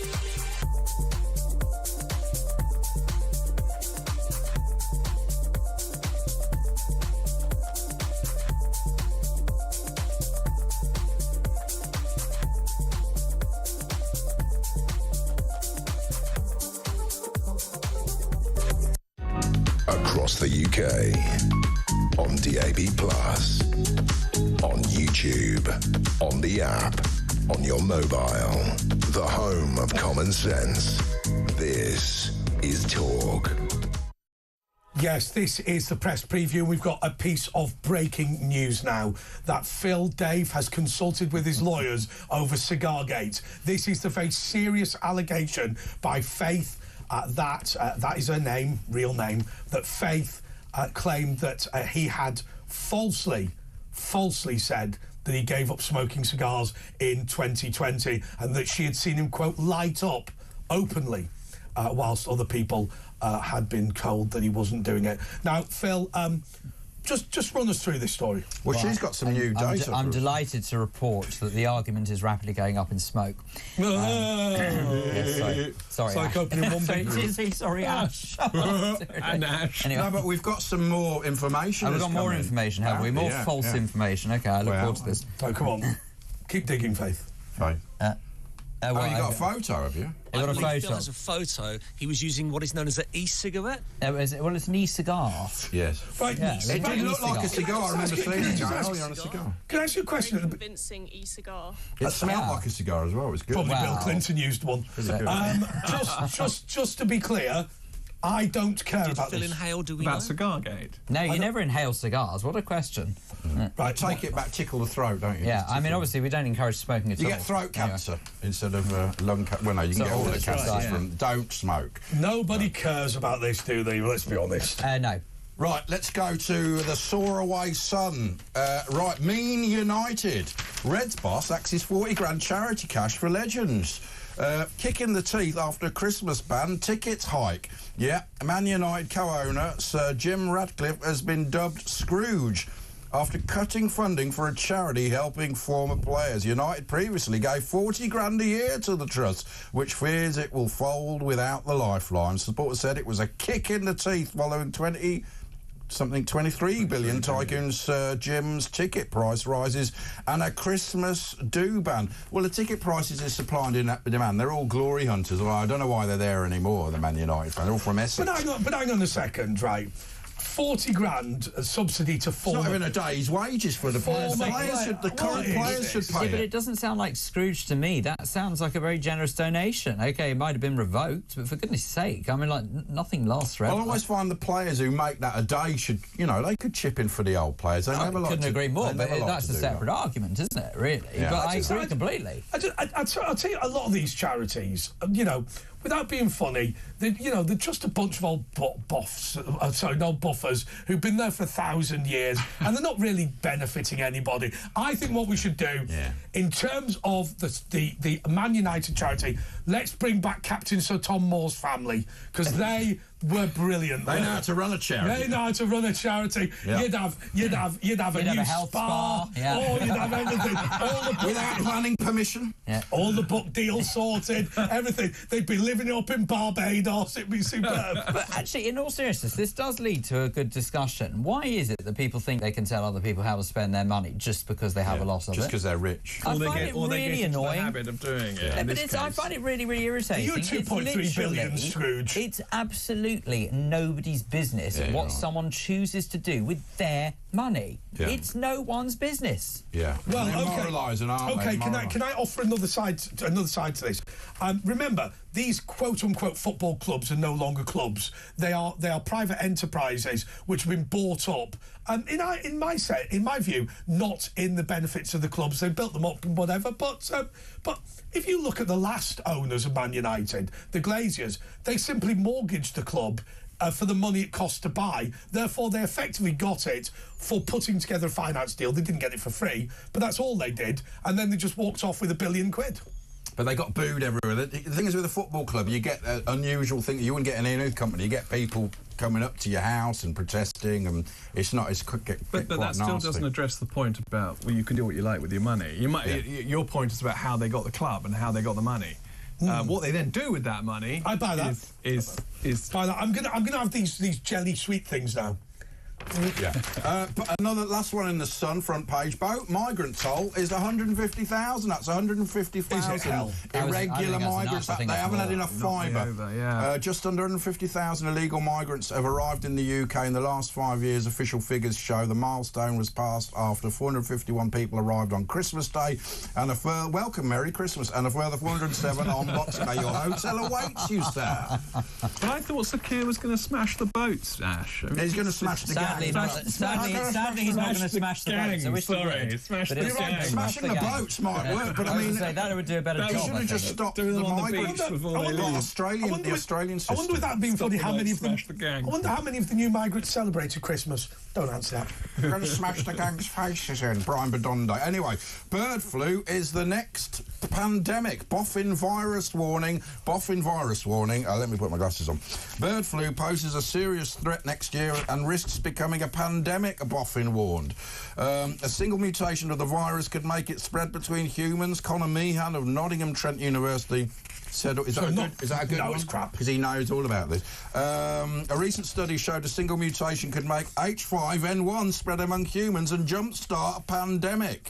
I've run out of ability to be frightened anymore. Yeah, exactly. This is the trouble. I don't think people would obey lockdown anymore, would they? Oh, please, could you imagine? These be afraid, be very afraid headlines and stories again and again and again, and at some point you go and just I believe it's your patriotic duty to ignore a lockdown. But now they're saying the UN have got to decide. They're really sort of overreaching, aren't they, the UN? They were just there to stop wars between. Now they're just because they couldn't get it through in the other, in the governments, and they've put it to the UN now as if that's it's mainly made up of authoritarian, undemocratic countries who, you get Iran running the women's rights and Saudi doing the race. But the UN is doing exactly what all other politicians do, divide and conquer. It's all it's trying to do. It's literally deliberately causing mischief between different countries, causing hate hatred amongst the world, and as a result of it, it's just doing what it feels. The problem is the UN was intended to bring governments together to talk to each other. What it has actually done is created a level playing field between the absolute nightmares like Iran and decent people like us. Well, it's not even a level playing field. With Hezbollah for the last 18 years, they weren't meant to be in that region of Lebanon, and they were just letting. I mean, look at that Irish UN contingent.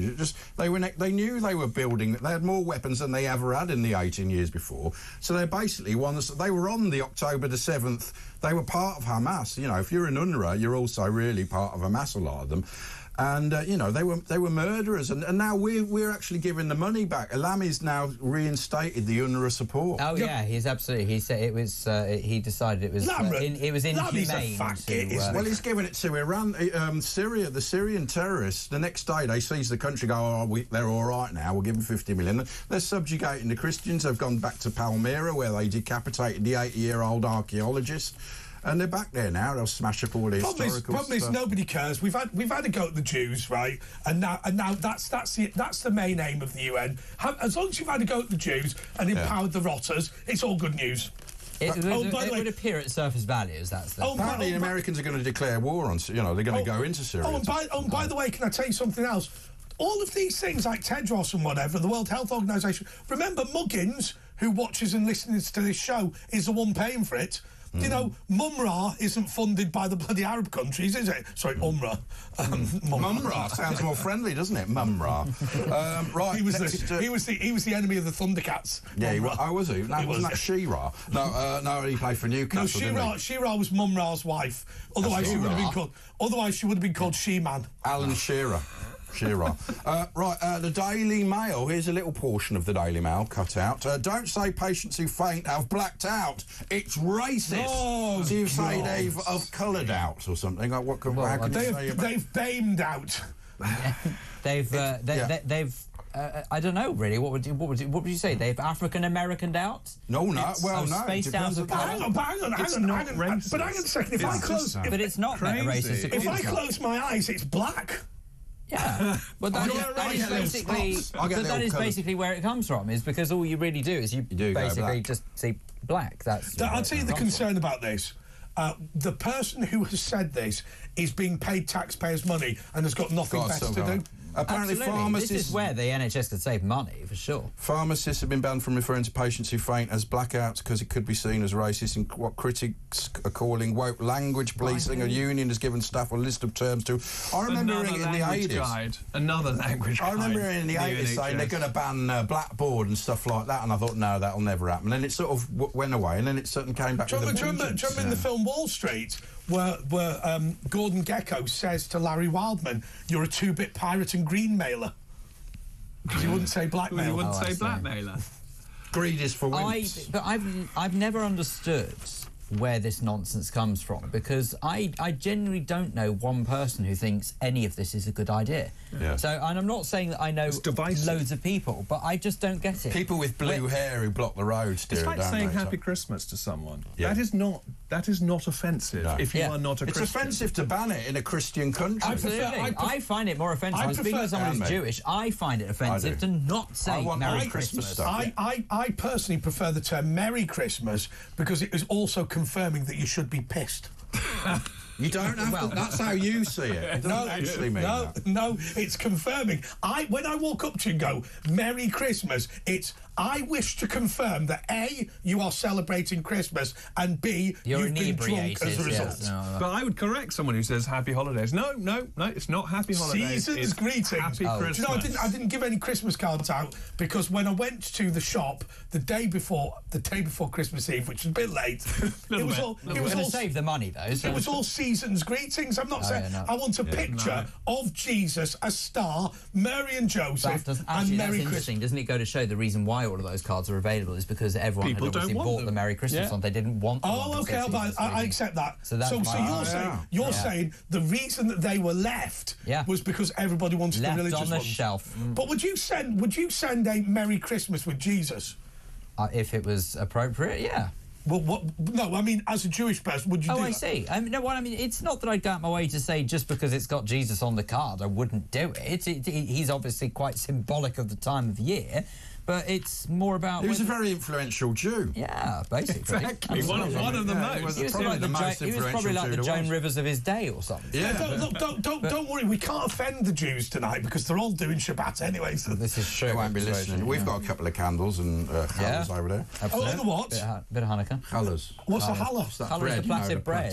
The bread's nice. Yeah. Oh, the platted bread. Challah bread, yeah. But that's a bit rubbish, isn't it? No, not if you get a good one. Me. Oh, no, the homemade ones are lovely. So hang on. All you do is light a candle and have a bit of bread. And wine, and drink wine. It's the simple things in life. Mind you, Jesus broke bread and wine, didn't he? Absolutely. It goes to show. And you knew what to do with a glass of water. What do you think the Last Supper was? That was a cider night, Passover night, wasn't it? Yeah. Anyway, I mean, I feel like we're getting slightly distracted, but in terms of sort of like what I would actually do instead of a greetings card... We are 33 years before that on Christmas, aren't we? So. Yeah, no, in terms of... We're more worried about Herod right now. Yeah, in terms of... Well, no, he had some good points. So no, it was in terms of what I would say... All Herod's good points. I don't know. The slaying of the firstborn. I will say to you, killing of children is generally accepted to be a poor manoeuvre if you wish to be popular. He did some nice buildings, though, didn't he? He did one of the temples, I think. Herod the Great. Is he Herod the Great or not? I get confused. It depends where you look, how you look at him. Look, the point is... He was only Herod the Great because he was fat.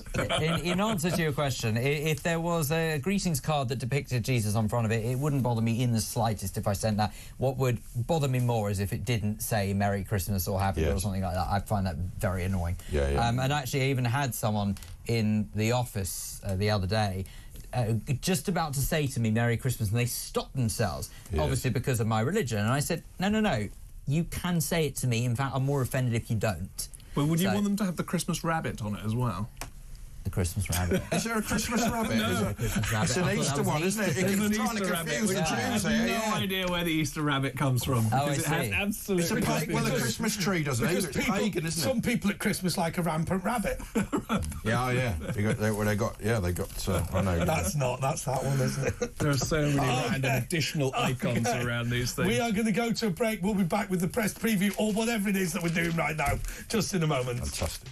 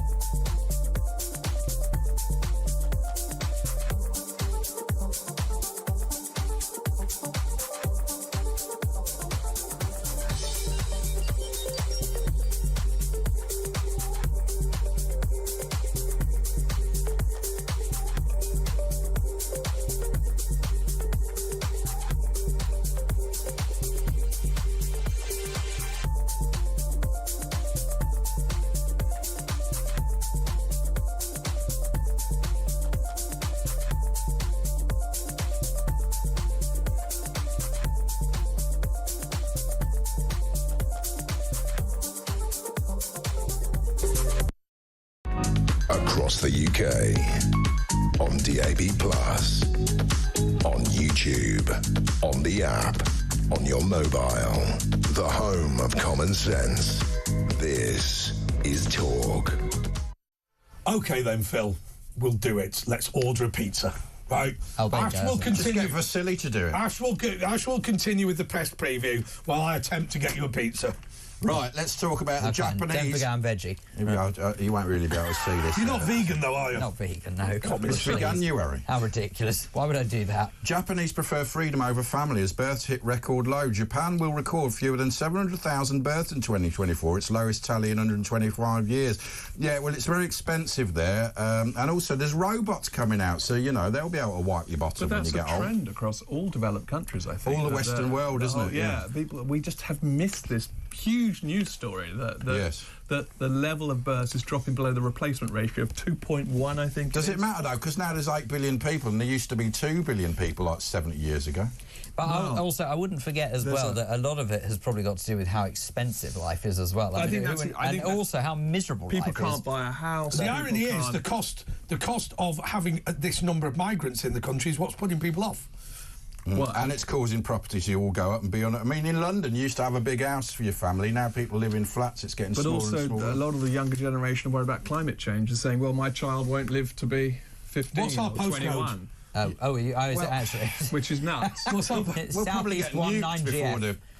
There are so many other things that 9GX. I mean, eight countries now have nuclear weapons. There used to be, you know, just 2. 90F. And you've got people like North Korea who have it. And, you know, Iran are probably getting it soon. So it's getting really unstable. And once it goes from that to a terrorist, well, Iran is basically a terrorist, you know, we're going to be in trouble. Yeah, Rocket Man.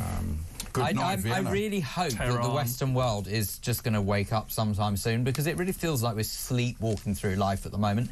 There is so much... Like the boiling frog thing, isn't it? But there is so much that is happening in this world right now that threatens the West as we know it. And people are just burying their heads in don't look up that film, of the Roman Empire with nuclear weapons. What you have to understand is the United Kingdom is self-aborting at the moment. Now, we might wish to change that, but it is self-aborting. It's basically abolishing itself. And now some people have argued that this is a natural process that happens with civilizations. The end of empire. That eventually they start to decline. But there's no doubt that what is going on at the moment is a self-abort.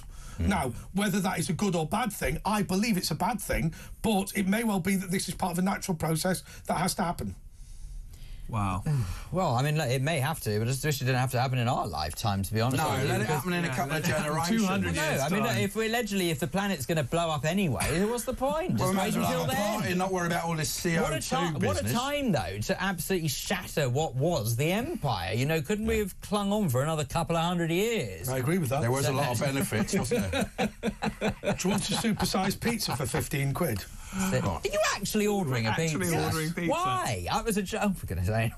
By the way, here's a news story. Driver jumps from train at 186 kilometres per hour. That's about 140, isn't it? More than 400 passengers were on a train travelling at 186 kilometres per hour near Paris on Christmas Eve when the driver opened the door and jumped to his death. Within 30 seconds, however, the train's automatic controls, that's called a dead man's handle, isn't it? Is that what it's called? Yeah, because you have to hold it. You get fined if you touch it. Yeah, well, no, if the guy just collapses, it automatically switches off. Yeah, so what you have to do is you have to keep your foot on it to prove you're alive, but if you flop, then... or jump out the door. I mean, you shouldn't be able to open the doors at 186 kilometres per hour. Well, I suppose it depends on the age of the train, doesn't it? This is the age of the train. Phil, Dave, do you want a pizza? Why? I don't think it's going to work very well. Or eating a pizza on air, is it? How are we supposed to talk? Okay. No, everyone was all right. The driver obviously wasn't. He jumped out at 186 miles per hour. Staff from the low-cost Ougo service from Paris to Saint-Etienne said the train was packed with people heading home for France's midnight celebration. Train personnel assumed the driver who'd been locked in the cabin was incapacitated as no contact could be made.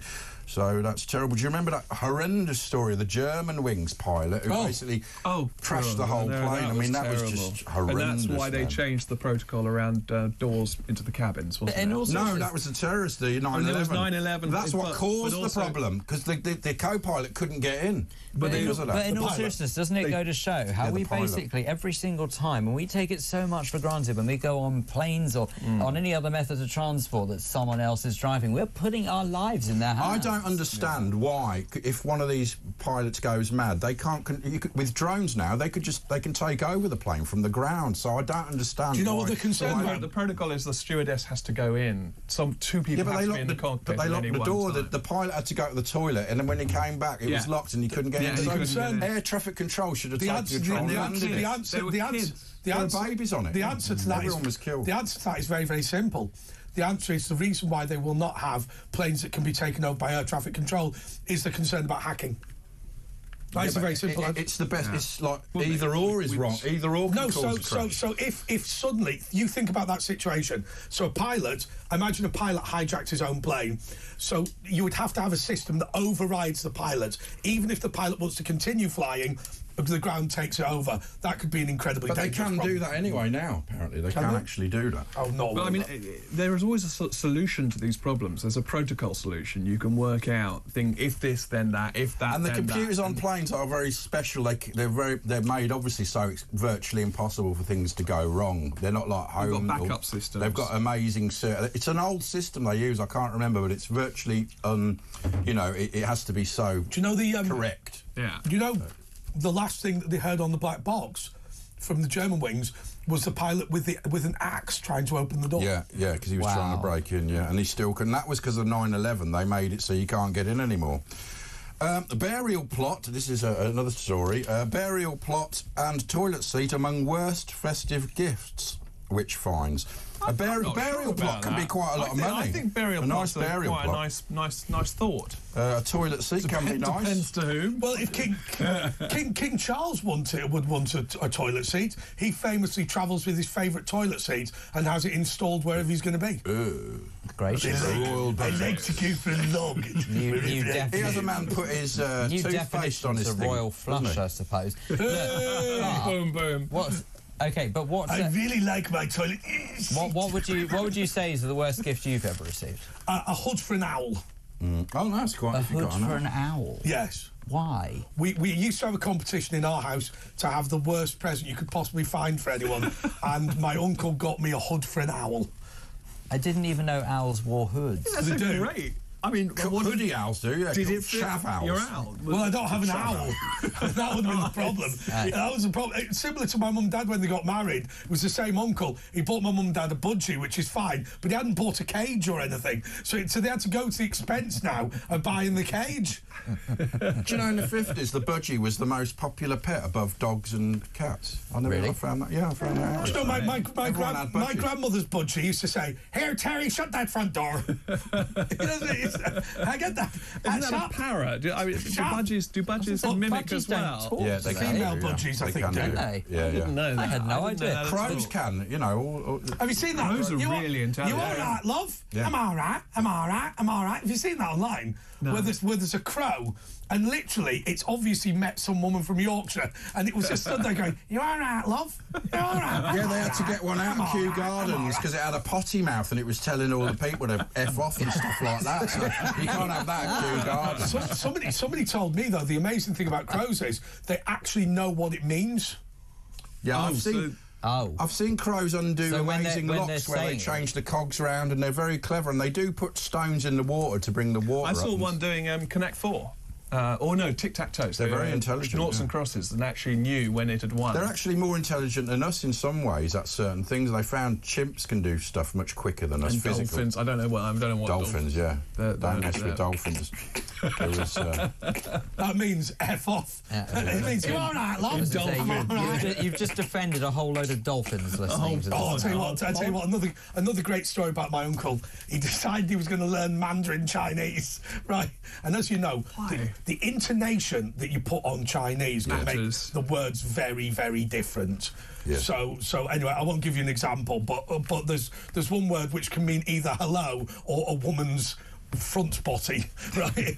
Anyway, so he literally walked in, he went into this Chinese restaurant, and he went to my mum, he went, "Listen, let me order. And he went, oh, and everything did, right? And hopefully he didn't do that accent. They literally went... That's Welsh. They literally went to him, right, get out now. And she said, I still don't know what it was he attempted.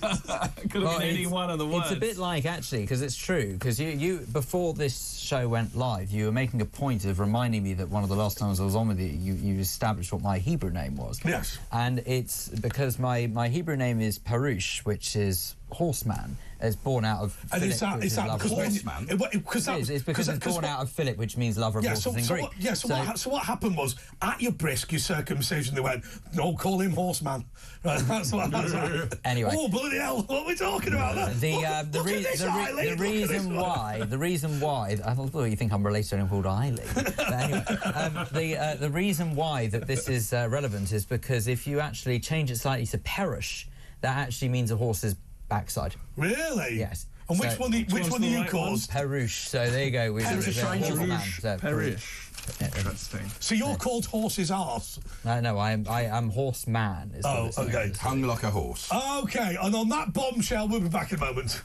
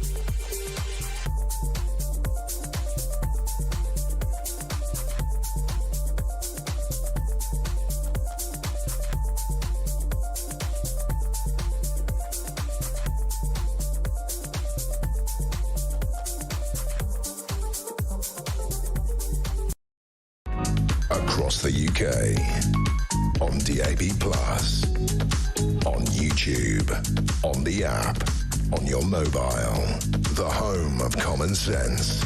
This is Talk. Okay, this is the Late Show with Andre Walker, Asher Gould, Tom Harris and Horse Arse, who is perusing the papers. Named after a horse's arse. His literal Hebrew name means horse's bum, doesn't it? No, it does. As I rightly corrected you before. Misinformation, isn't when it? It's all gone wrong. Mispronounced, it means that, but fortunately, I didn't mispronounce it. I love the way, like in Britain, horses... names don't mean anything. Yeah. What does your name mean? The butterfly by the road. What does your mean? My mum just liked it. Just John, innit? Yeah. They do. Thomas means twin. Andre must mean with Andrew. I mean, it's a biblical name. It must mean Andrew, something. Must have a. But it's so secondary, isn't it? Now. Yeah, you don't really even bother, do you? No. By the way, give us a ring in the next hour. We're just going to be doing your call 0344 499 1000. You can WhatsApp voice note us. Just send a voice. There's a number 0344 499 1000. Give us a ring now, and we'll call you back. Call Perish as well. Right, now, next story. Surfing the web in middle age can halve your risk of dementia. Right, let's see what this is all about then. Those who surf the internet in middle age can cut their risk of dementia in later life by more than half, a study has shown. But what about, because it can make you go blind if you look at the wrong websites. The protective effect is more pronounced for those who use smartphones rather than computers. Wonder why. Do they state, though, what websites? Yeah, like, exactly. Well, hold on. Scientists think processing the vast Fair question. Yeah. Let's see what it says. Scientists think the processing vast amounts of information encountered online can benefit people's brains, while social media use may help combat loneliness, now recognised as one of the major risk factors. Apparently 900,000 people in the UK suffer with Alzheimer's and other forms of dementia. The number is expected to rise to 1.5 million.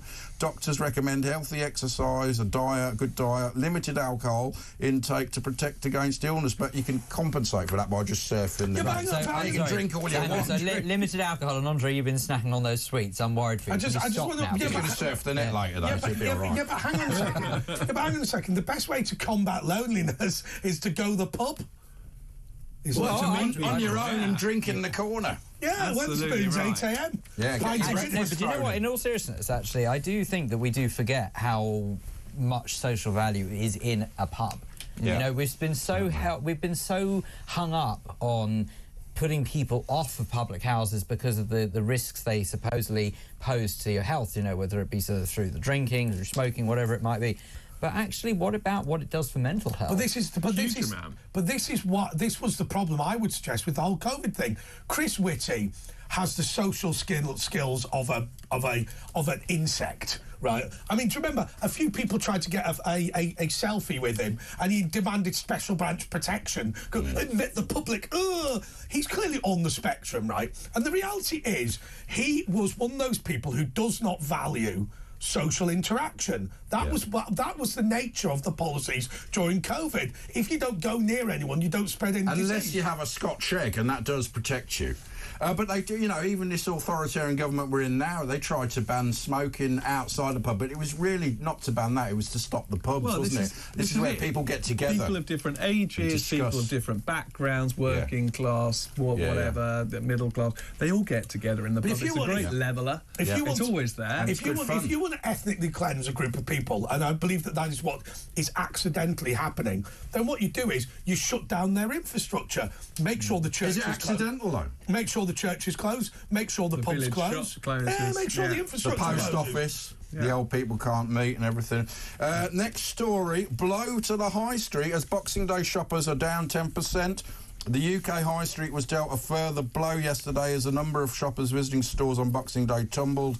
Figures showed that football slumped 9.4% compared to a year earlier as festive discounting season kicked off. Experts said the bargain hunters had shopped online instead of visiting stores, and that people now do just shop online, don't they? And this is why the tax system is all knackered. You know, we have Theo Paphitis on every now and then, and he campaigns about this. Why should he have to pay all the massive taxes on his Ryman's and Bob Dyer stores? And Amazon, who've got a massive warehouse down on the M6, they're paying hardly anything. And, you know, the whole system's changed, yet the taxation. But there's some connected thinking here, because if the retail space that's used for these shops is no longer needed as people go online, and we have a housing crisis. Now, the problem is that when you convert offices into houses, they're generally pretty badly done. Yeah. But if you did it well, and if you did it thoughtfully and you had got a good architect in, you solve some of the housing crisis, and also you recognise the direction of travel of retail. But also, I don't want to live in a shop. M&S it won't be a shop. That's M&S are doing it. It's no longer a shop. It's properly transformed. But also, people like Sadiq Khan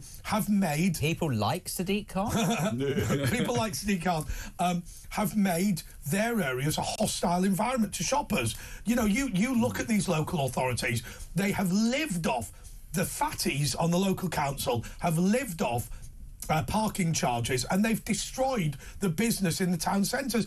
You look at what happened in Greater Manchester. All of these local councils jacked up the parking price, jacked up the one-way systems, jacked up the pedestrian areas. The Trafford Centre opened 7,000 free car parking spaces, and they all went straight overnight. And the shopkeepers were who got it in the neck. Yeah. Absolutely. Yeah. And Sadiq Khan, I mean, that complaint that black cab drivers were making about Sadiq Khan destroying Christmas, they were asserting, I think probably quite rightly, that there are a large number of parents that will bring their kids to, say, Hamleys or Harrods if they're a little bit older for a day trip during the Christmas period. And one of the things they'll do is treat themselves to a black cab. You can't get across London in a black cab anymore. It's an absolute nightmare. Therefore, that business has disappeared. 25,000 black cab drivers have gone down to 15,000. Yeah, I'm so sick of this war on motorists. It is absolutely disgusting. How on earth can the people in power be so unbelievably stupid that they don't realise how motor vehicles are basically the lifeblood of an awful large part of our economy. And you think about let's just look at London as an example, right? Over the last 20, 30 years, what London has had to tolerate and put up with. The introduction of congestion charge and ULEZ, right? What has that ultimately done? It means that it's suddenly something that only the wealthy can do, is to drive into central London. Because, of course, with ULEZ, we know full well that people who are maybe not as wealthy have got slightly older cars that wouldn't be ULEZ compliant. Obviously, they're not going to drive. And that's not even central London, that's the whole of London. And it's now the whole, sorry, it's now the whole of London. It's enthusiastic. And the bike lanes, you've got single... Bike lanes, absolutely one-way systems, traffic lights, OK? No one really bothers with this. Deliberately sequenced. Traffic lights are deliberately phased really, really poorly so as to increase congestion. And then which increases pollution.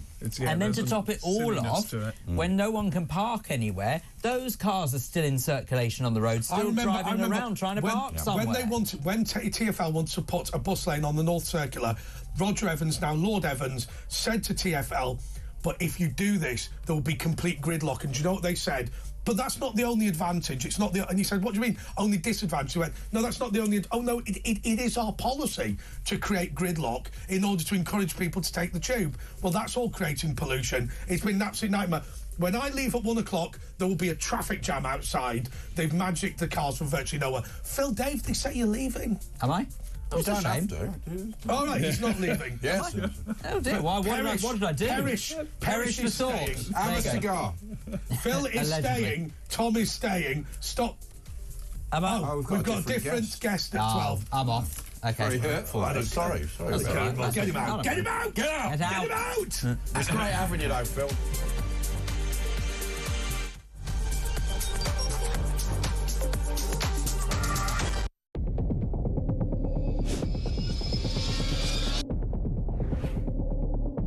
I spoke with His Majesty the King to request the dissolution of Parliament, and we will have a general election on the 4th of July. I have just returned from Buckingham Palace to form the next government of this great nation.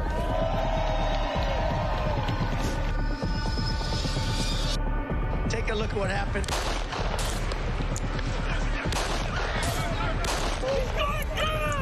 I immediately knew it was very serious, that we were under attack.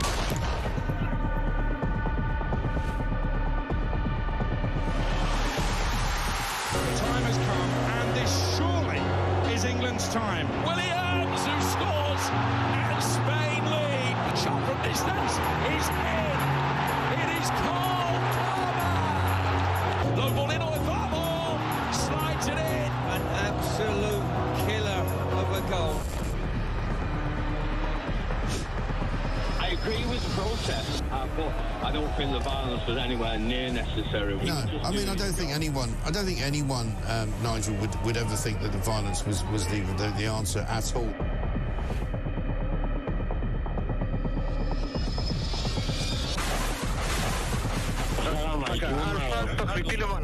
אזרחי ישראל, אנחנו במלחמה.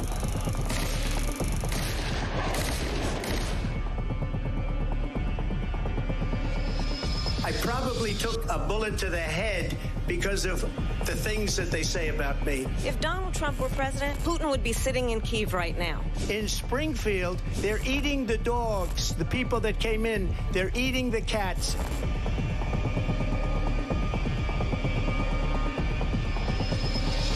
The Liberal left couldn't understand that this man could be anything other than the great newsreader, a man of integrity. Is it possible in any way, shape or form that Keir Starmer... Across the UK, on DAB+, on YouTube, on the app, on your mobile. The home of common sense. This is Talk.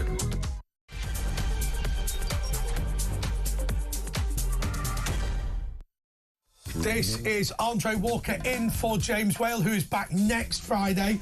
And we've also got Asher Gould here, who is here next Thursday and next Friday. Woo-hoo! Double bubble. OK, we're now going to take your calls. It's 0344 499 1000. Tell me anything that you want to say. And also, we're going to be talking about the biggest conspiracies of the year. I have to say, somebody's texted in fact, it's Brad, has said, to avoid parking and airport parking charges, get towed there in a dinghy and throw away your passport. Yes. Come on, robust. OK. Andre, can Andre and Ash do their version of the King's speech? The official one was crap. You do a good impression of him, don't you? Do your this impression. year we will be mostly implementing socialism in the country because I really want to bring it back. Now the Soviet Union has been defeated, it falls to the King of England to bring it in. OK, let's talk about some conspiracy theories with Tom Harris from the Free Speech Union and Adam Bradley, free speech conspiracy theory expert. Hi, never had free speech, obviously, been married with lots of daughters. You need to become a member. So, I don't have any speech. How many kids have you got? Five daughters. What? Sounds like a film, It's doesn't lovely it? to be able to Sorry. Madam Palmer and 5 lovely daughters.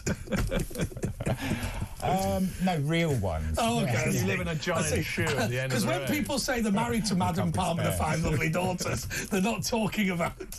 No, I was once, maybe, when I was younger. Okay, so tell us, what has Christmas been like in your household? Because you're half Irish and half Jewish. Yes, it's been a miserable time of year for us. Well, you know, all the TVs about people receiving gifts and we're just not giving them anything. No, it's been lovely. You've all been full of chocolate coins and that's it. Yeah. So are they Catholic or Jewish? They're Jewish. Okay. Both the parents are Jewish. So okay. I see. My wife, yeah. All right. Well, that's probably ruined it a bit, really, hasn't it? But did you give him a Guinness? You really brought a downer on. A Guinness. Did you give him a Guinness? Oh, a Guinness? Yeah, just go. Only 2 or 3 of them are old enough for that, aren't they? Just go.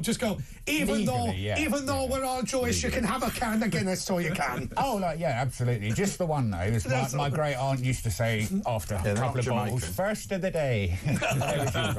OK, tell us about your conspiracies, Adam. Well, it's been an interesting year for conspiracies, Has it? really. Well, I'm not a conspiracy theorist myself. I'm more interested in... I'm a conspiracy theorist investigator. You're like a ghost hunter. Oh, no, let's not start. I'm just fascinated. Let's not start with the sceptical ghost hunters. We're not doing that one again. That ended badly last time. Oh, dear. That ended badly. Well, I think the big news with conspiracies this year, I think security's still following it. is... It's of course the P. Diddy story, which has been conspiracy for so many years. That he used to be called Puff Daddy? Yeah. Is that the conspiracy? No, a little bit more serious than that. It's, as a lot of people are probably aware, he's been arrested. Right. Has he? Yeah, he's been arrested. Apparently, Jamie Foxx reported him to the FBI because he tried to poison Jamie Foxx. What? Because Jamie Foxx didn't want a part of his parties, these freak-off parties.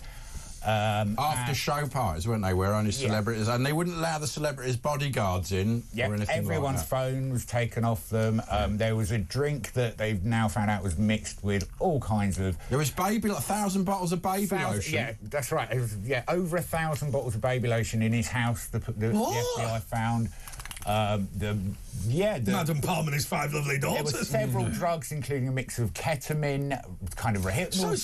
What a party it must have been. No. This isn't conspiracy. So just to explain, I only know about politics and stuff, right? So just to explain, he used to invite people to after-show parties who had to be celebrities. Yeah. And he used to give them baby oil and ketamine. Well, he used to give them... it was a certain time of the party. Not everyone invited could go to the after party, which was his special parties, which were often held in what is now known to be the tunnels under his mansion. What? That would lead off to separate points in the city where he could bring people in without anyone seeing them coming into the building. Which city was this? I think it could have been his LA, because I know he's got a few mansions. Yeah. I saw him meeting Justin Timberlake. They had some photos, and they said Justin Bieber. Well, I don't know. It might have been Timberlake, because it was one from years ago, and he was patting him, like looking for a wire on him. Was it Justin? So look, Justin Bieber spent, and there's videos out there, and when he first came sort of on the scene, he was a YouTube star. He was like 14 or 15, wasn't he? Yeah, he was managed by the guy who Taylor Swift had a problem with. I can't remember his name. My kids will kill me for not remembering it. But he basically gave him to Diddy. And Kanye West. There's a video. No, it was. No. I'll remember it. But there's a video where you can see P. Diddy's got his arm around Justin Bieber, saying he's mine for the next 48 hours. We're going to do the things that is a dream for any 15-year-old. And they say, "Oh, what are you going to do?" We can't talk about that. Yes. 48 hours later, Justin Bieber seems a different person. There are videos of him at clubs where he's clearly underage. Sorry, not at clubs. At Diddy Freak-Offs, clearly underage. He's clearly intoxicated. There's one video at one of these parties where it cuts to him and it looks very suspiciously like he's doing something in the groin area of Odell Beckham Jr., the NFL American football player. Jaguar Wright, who was a singer, and I think she was originally a call girl, but she became part of the industry, and she went to these parties, and she was on Piers Morgan. This is where Piers Morgan show it all exposed on there. And she has exposed... Wow, I mean, it's incredible. She's saying Jay-Z is even worse. Yeah, Jay-Z and Beyonce. Tell us the Beyonce thing. What's the Beyonce conspiracy thing? So, as we know, Jay-Z has been charged... not charged, sorry. He has been... questioned about the rape of a 13-year-old. Can I just say to you... He's denied it. Can I just say to you, when I go home from work, I just like a brew and watch the telly. I mean... Well, that's not a very good freak-off. I'm not going to an Andre Walker freak-off. Why are they all named after letters of the alphabet as well? J, Z, P, I, B... Because they can't spell the rest of them. Just keep it short. I'm somewhat revealing I know none of these people. But, OK, this conspiracy is that they're all perverts. Well, it's more than that. It's digging deeper into it. There's a list, isn't there, that they're trying to get covered up? Apparently this is like the Epstein list. Correct, yeah. And this isn't something that's just... No, I can't wait for that Epstein list to come out. In this generation. This is like generations old. This is apparently... This is like... 30 years, isn't it? Yeah. No, even more. It goes back to 60s kind of thing. Interestingly, I mean... Again, this is conspiracy. Quincy Jones died recently, and yes, people will say he was 91. However, it was incredibly strange timing considering around it's like when Gorbachev died, he was slagging off Putin, and then suddenly, I mean, he was 90, but he was slagging off Putin, and we know he likes it. A lot of the whistleblowers are saying that Quincy Jones was very possibly one of the main organisers many, many years ago, which is why Michael Jackson had so many problems. Apparently, Michael Jackson got... his fingers burnt by the industry, and so you're saying, and we've heard this before, that there's a sort of child sex ring at the centre of Hollywood. But it's more a case. From what's coming out, it seems, as I say, you can't prove this until it's gone through a court system. Obviously, it does seem as though there is a power. An organisation that has the power over Hollywood and the music industry in America, certainly, where you can only reach a certain level of fame and richness and then to get to the next level, you have to make a deal with this. Because they film everything, don't they? And basically then they get politicians and this is what was happening at the Diddy parties. We know about Epstein was filming in his apartment on his island and was using it to blackmail because there's always an element with Epstein. To what extent was he a pervert? And he definitely was. But to what extent was he also a massive blackmailer? Absolutely. And he was certainly that as well. And that's where his power came from. And that's what Diddy apparently has been doing, and these videos apparently being sold around Hollywood for like £1 million a tape. You know, it's people are desperate to get them because they don't want anyone else to get them, perhaps. I don't know. But apparently they drug people, do lewd acts, they do lewd acts with underage people, and it's filmed, and then they basically say, look, This is all allegations. This is all allegations. You will either comply with what we're saying. As an example, say you will appear at our stage show, you will be in this music video, you will invest in this film, or the video which appears to show you having sex with a 14-year-old, but actually was you being drugged and effectively both of you being raped, that video will come out. Yeah, and you will show our imagery at your concerts. It's quite a demonic kind of attitude that they have. It's reports that they're so in that case, are imagery of satanic imagery, but are there snakes and but are there people Masonic imagery and all right, so come that's fighting talk.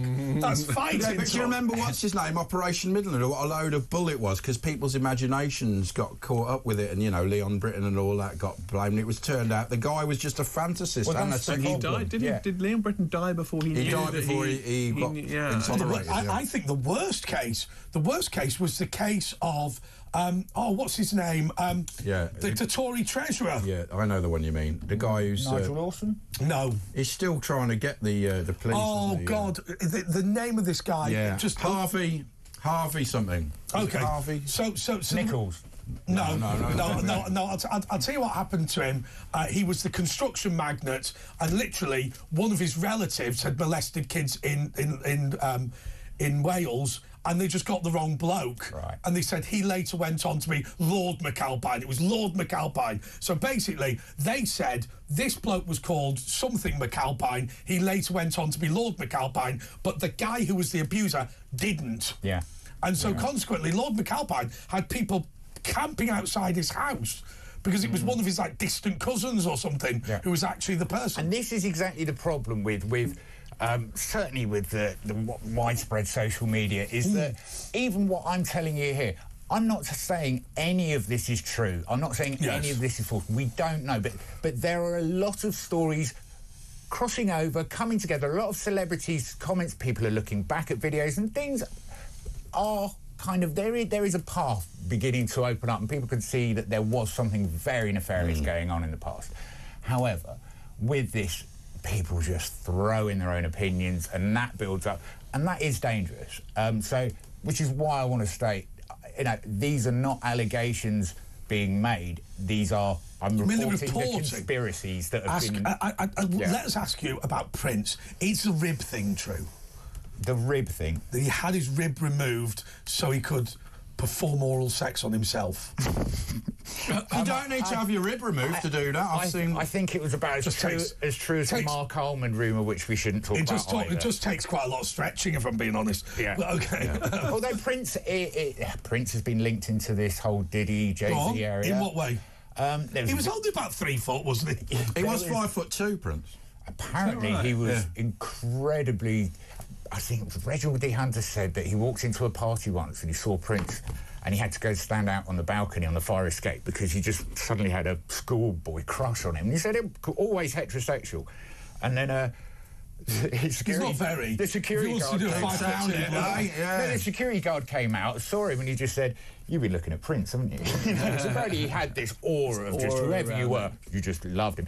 But he apparently he spoke about Beyonce, thank Beyonce, as everyone seems to.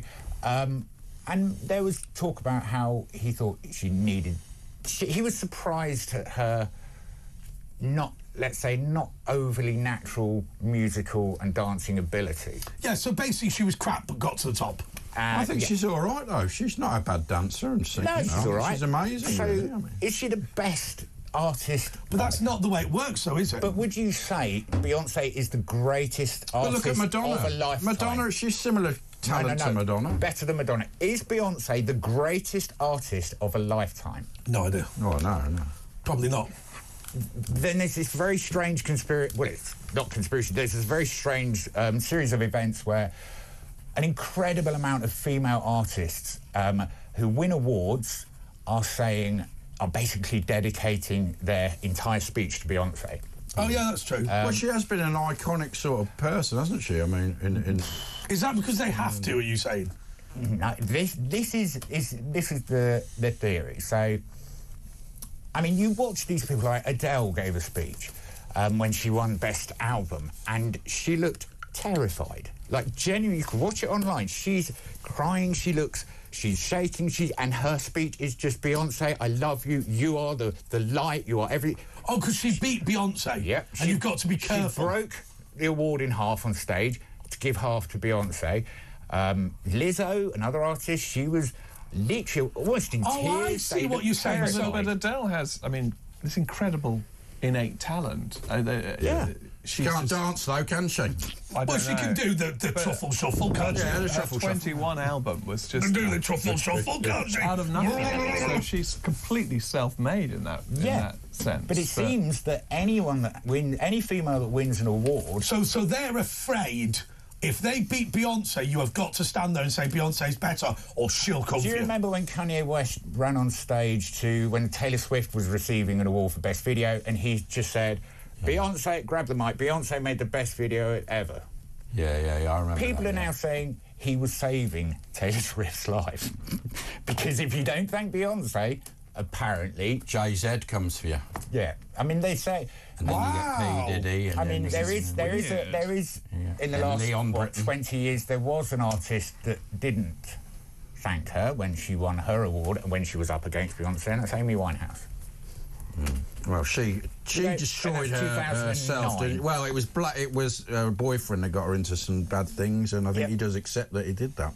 But anyway, but that's it. There's so many coincidences. But I mean, Amy Winehouse. No disrespect to Amy Winehouse, but her blood had a street value. I mean, let's be honest. What do you mean? What? Oh, then apparently she was. Getting straight. Yeah, but she was not. When you see her early in her career, is she in the 27 Club? She is. She was. It was her boyfriend. Her boyfriend got her in, and she thought it was sort of cool. You know, I'm the rock star. I better live like the rock star. Anyway, after the break, we're going to talk about the drones and the UFO conspiracies. So stay tuned.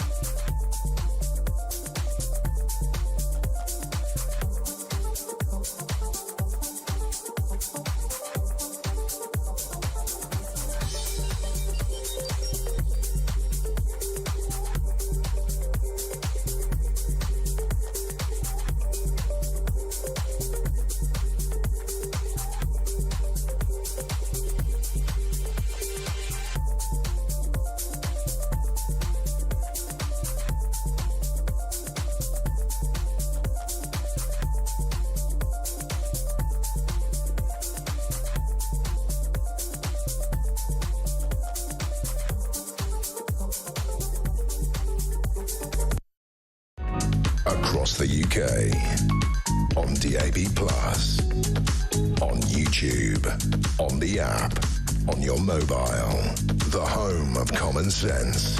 This is Talk. OK, this is the late... Well, it's not the Late Show with Andre Walker and Asher Gould. This is James Whale Unleashed. Starring Ash. Whatever it's called. What's it called? James Whale Unplugged or something? No, Unleashed. Because he leaves his flies undone. At least, okay. Great. Well, we are talking conspiracy theories. You can call us, by the way, 03444991000 with Adam Bradley, the conspiracy theory expert. Your first one was okay, but it did take you quite a long time to get there. So can we just increase the... Can we talk about the drones and the UFOs and what all that's about? And what I will say on the first one, it is massive. There's so much to talk about.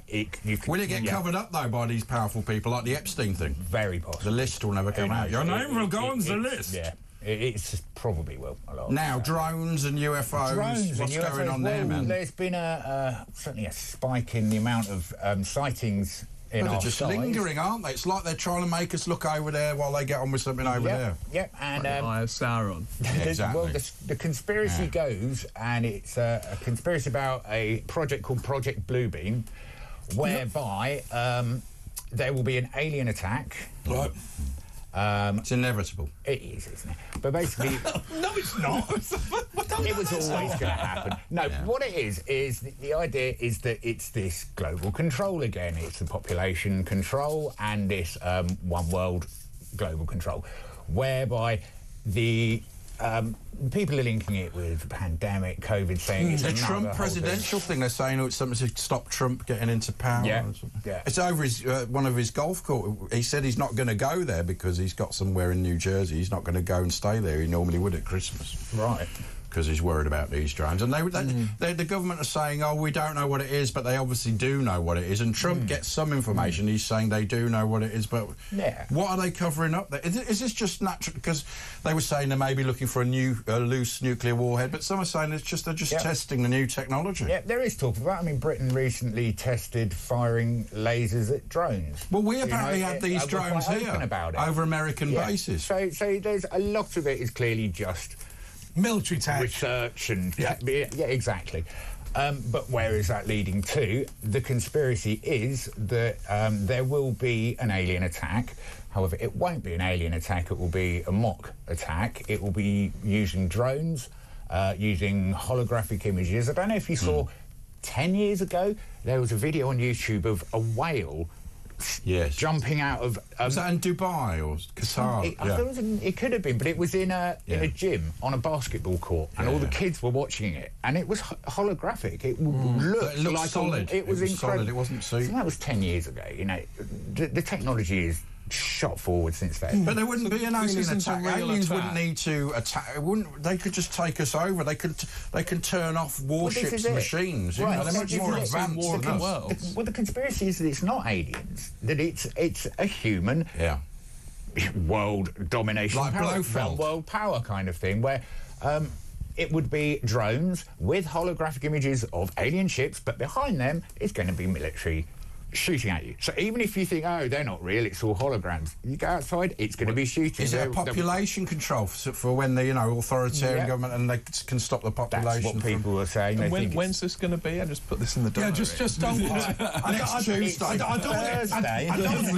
don't want it to clash with my summer holidays because I put Benidorm. I've got some plans for next year. Yeah, is it next year? Is this all coming imminently, or is this next 5 years, next 10 years? Well, the end of the world is not, so it has been for many hundreds of millennia. Does Ken in London believe the end of the world is nigh? I think he does. Well, it probably is. One day it'll end, won't it?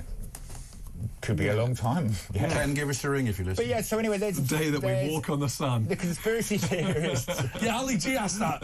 Will we walk on the sun one day? Well, if we go at night, we might. That was his next line.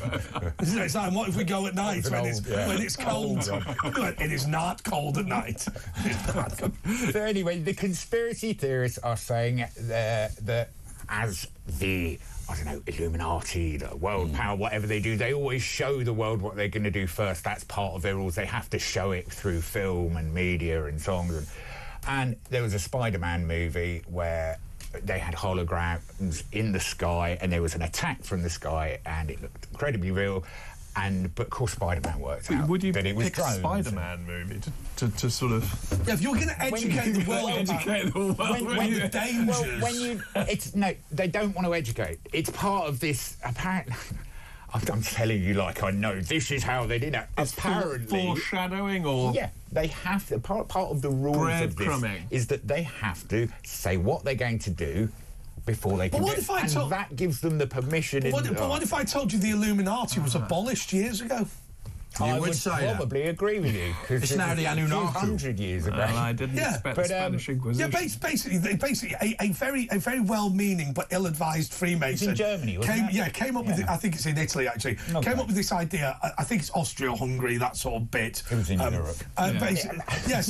So and I think it was across that region of northern Italy, and they said, wouldn't it be great in an age of enlightenment to have a group of particularly enlightened people all together in a Masonic lodge and call it the Illuminati? We could help make the world a better place. That's it. It's just the word. Its PR just went horribly and wrong. it's just the word that's used now for. It's not the same group as No, it that isn't. group. It's just people like to use that group because it makes it sound more sinister. And, you know. Well, I remember when we had John Ronson, was it John Ronson, the investigative guy, and he said Mark he went, Ronson. and I think it was the Bilderberg group, and he said there was a ceremony where very powerful men from America, they actually have a ceremony with an owl, and they get their waggle their willies at each other or something. Well, it's good that owls there was the footage at Bohemian Back to Grove. the Masons, yeah. Yeah, I remember when I joined the Freemasons, I said to them, look, I'm wearing black trousers in case you lied about the Todger thing.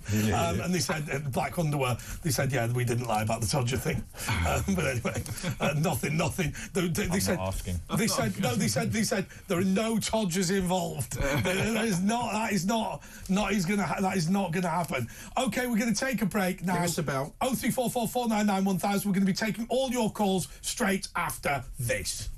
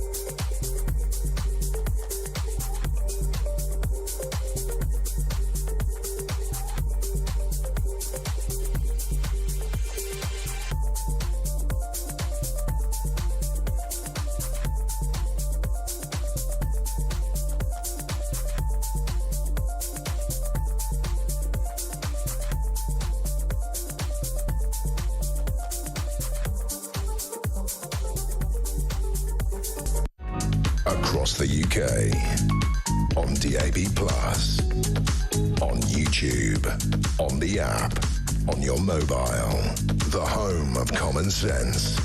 This is Talk. Yes, this is a bit where we take your calls. It's me, Asher Gould, and Tom Harris. And let's go straight to Barbara in Cheshire. Barbara, you're on Talk. All right, Babs. Babs. Hello. Babs. Oh, what a good start. Barbara. Speak. No. I think she's fallen asleep.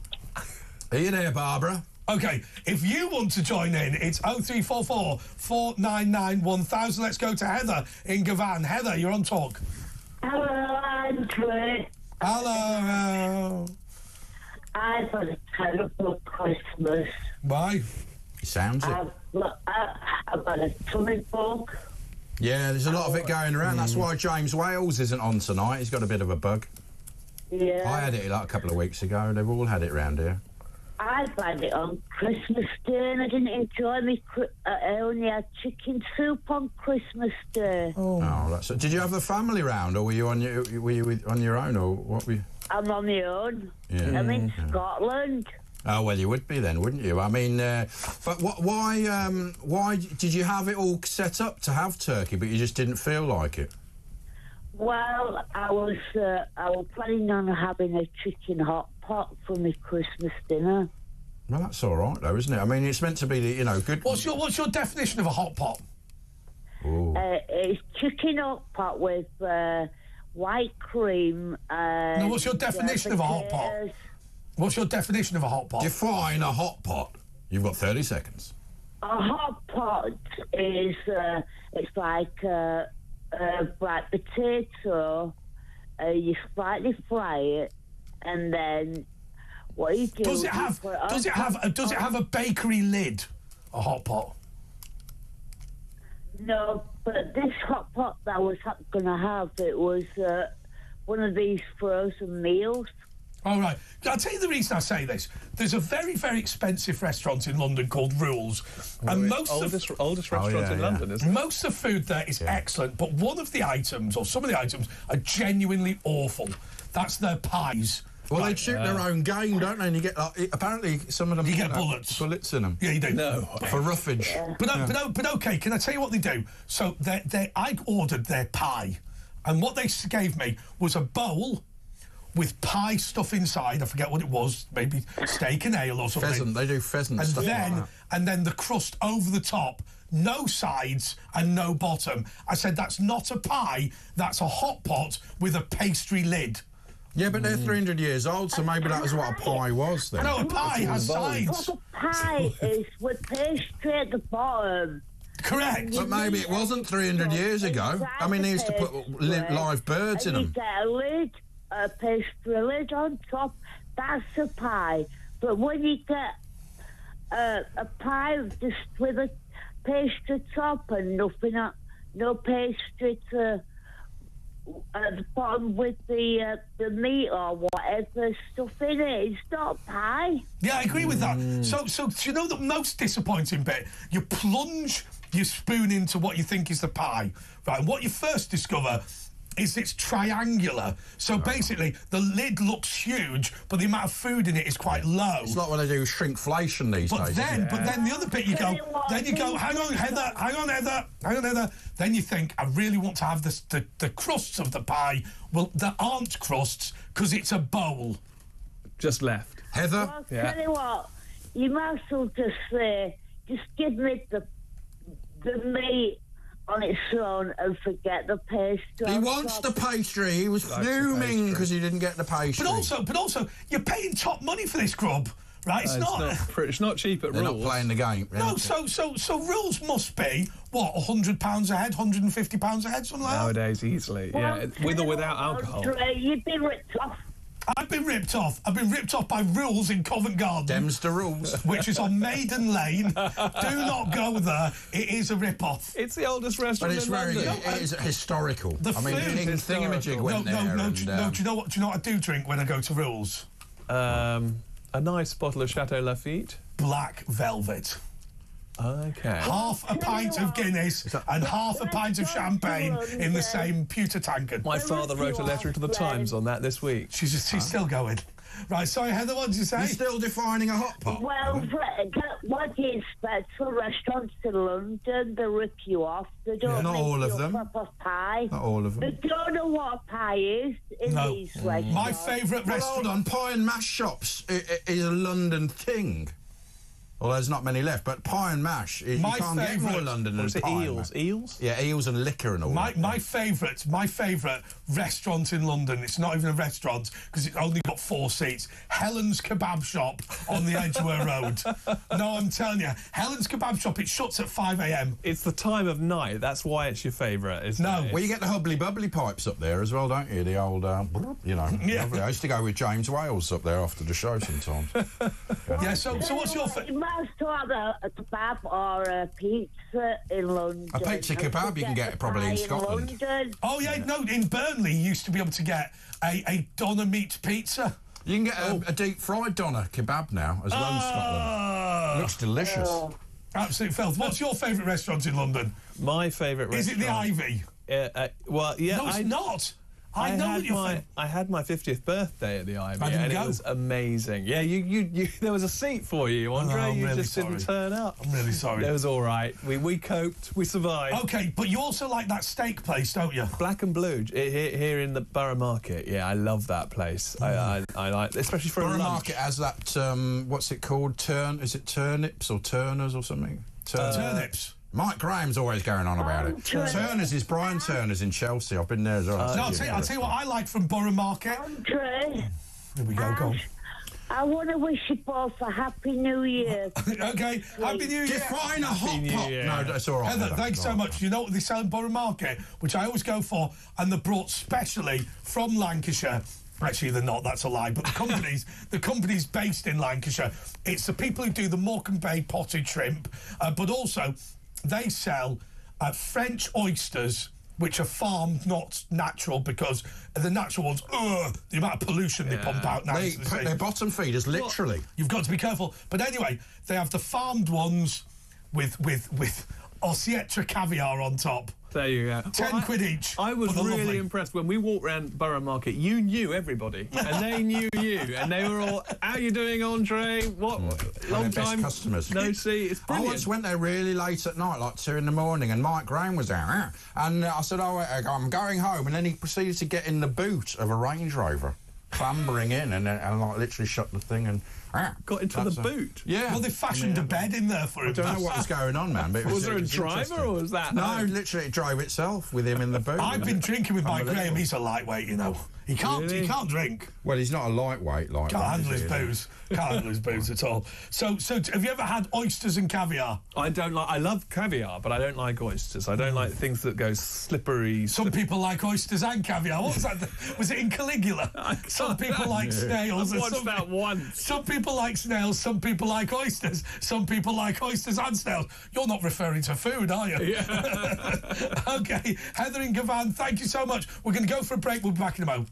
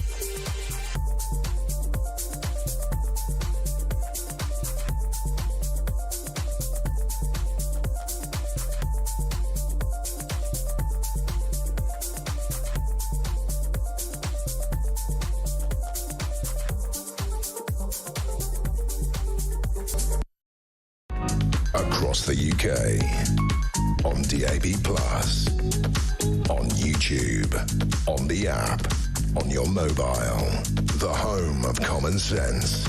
This is Talk. Right, OK, so Tom Harris has been quite shocked to learn that I have I have a cocktail machine in my house. I have an ice machine. I've got an ice crusher, and I've got a fruit dryer. But you don't have a coffee machine. No. This is what I can't get my head around. You've got all this funky stuff. What is a cocktail machine? I've never heard of it. What does it? So what you do is, I've got this cocktail machine. Basically, it has pods like a coffee machine. Oh, yeah. But basically, what you do is you load up your 5 types of alcohol that you just get from Asda or whatever. And it just does it. And then you put the pod in, close it, press the button, and it makes the drink. Now, it's not the cheapest thing in the world because it's about £2.50. Does it taste good? The pods, it tastes fantastic. The pods are about £2.50 each, and they contain no alcohol. You've got to have your alcohol. So you add it, your alcohol. Why don't you just have a machine where, because obviously they don't make the money, but they should invent a machine where you can just pour all the vermouth and everything in yourself, and it just does that instead of pods. Oh, I don't know. Well, what this one does, you put it in, it reads the barcode, right, and then it knows what percentage of alcohol it needs to put in. Yeah. So it does. So it mixes it. So you load up all the alcohol. You load up the pod. Yeah. And it creates. Does it have crushed ice and it does. No. So I've got an ice machine, an ice crusher, so I can do that as well. And you dry the fruit that you can put in. Dry the fruit. So does it give a little umbrella on top? I do have little umbrellas, yeah, and I have cocktail. I've got everything. Right, to be honest with you, little menu. I've got and you can kids. download new cocktails. You can download new stuff. No, what you do is you buy different pods, but you can have whiskey sours, you can have Long Island iced tea, cosmopolitans, margaritas, whatever. You just say to people, what do you want? Screaming orgasm. Pull out the drawer, sex on the beach. Come on, Gran. Pop your teeth in, love. No, leave them out. Oh, you dirty git. Okay, so you open up the drawer and you say which ones do you want, put the pod in, get the crushed ice out the ice crusher, stick it in. I love that. I love that. It's good, isn't it? Yeah, well, I mean, as I was saying in the break, I like wines, which it's a slightly what's your favourite wine? My favourite red. Just red wine, yeah.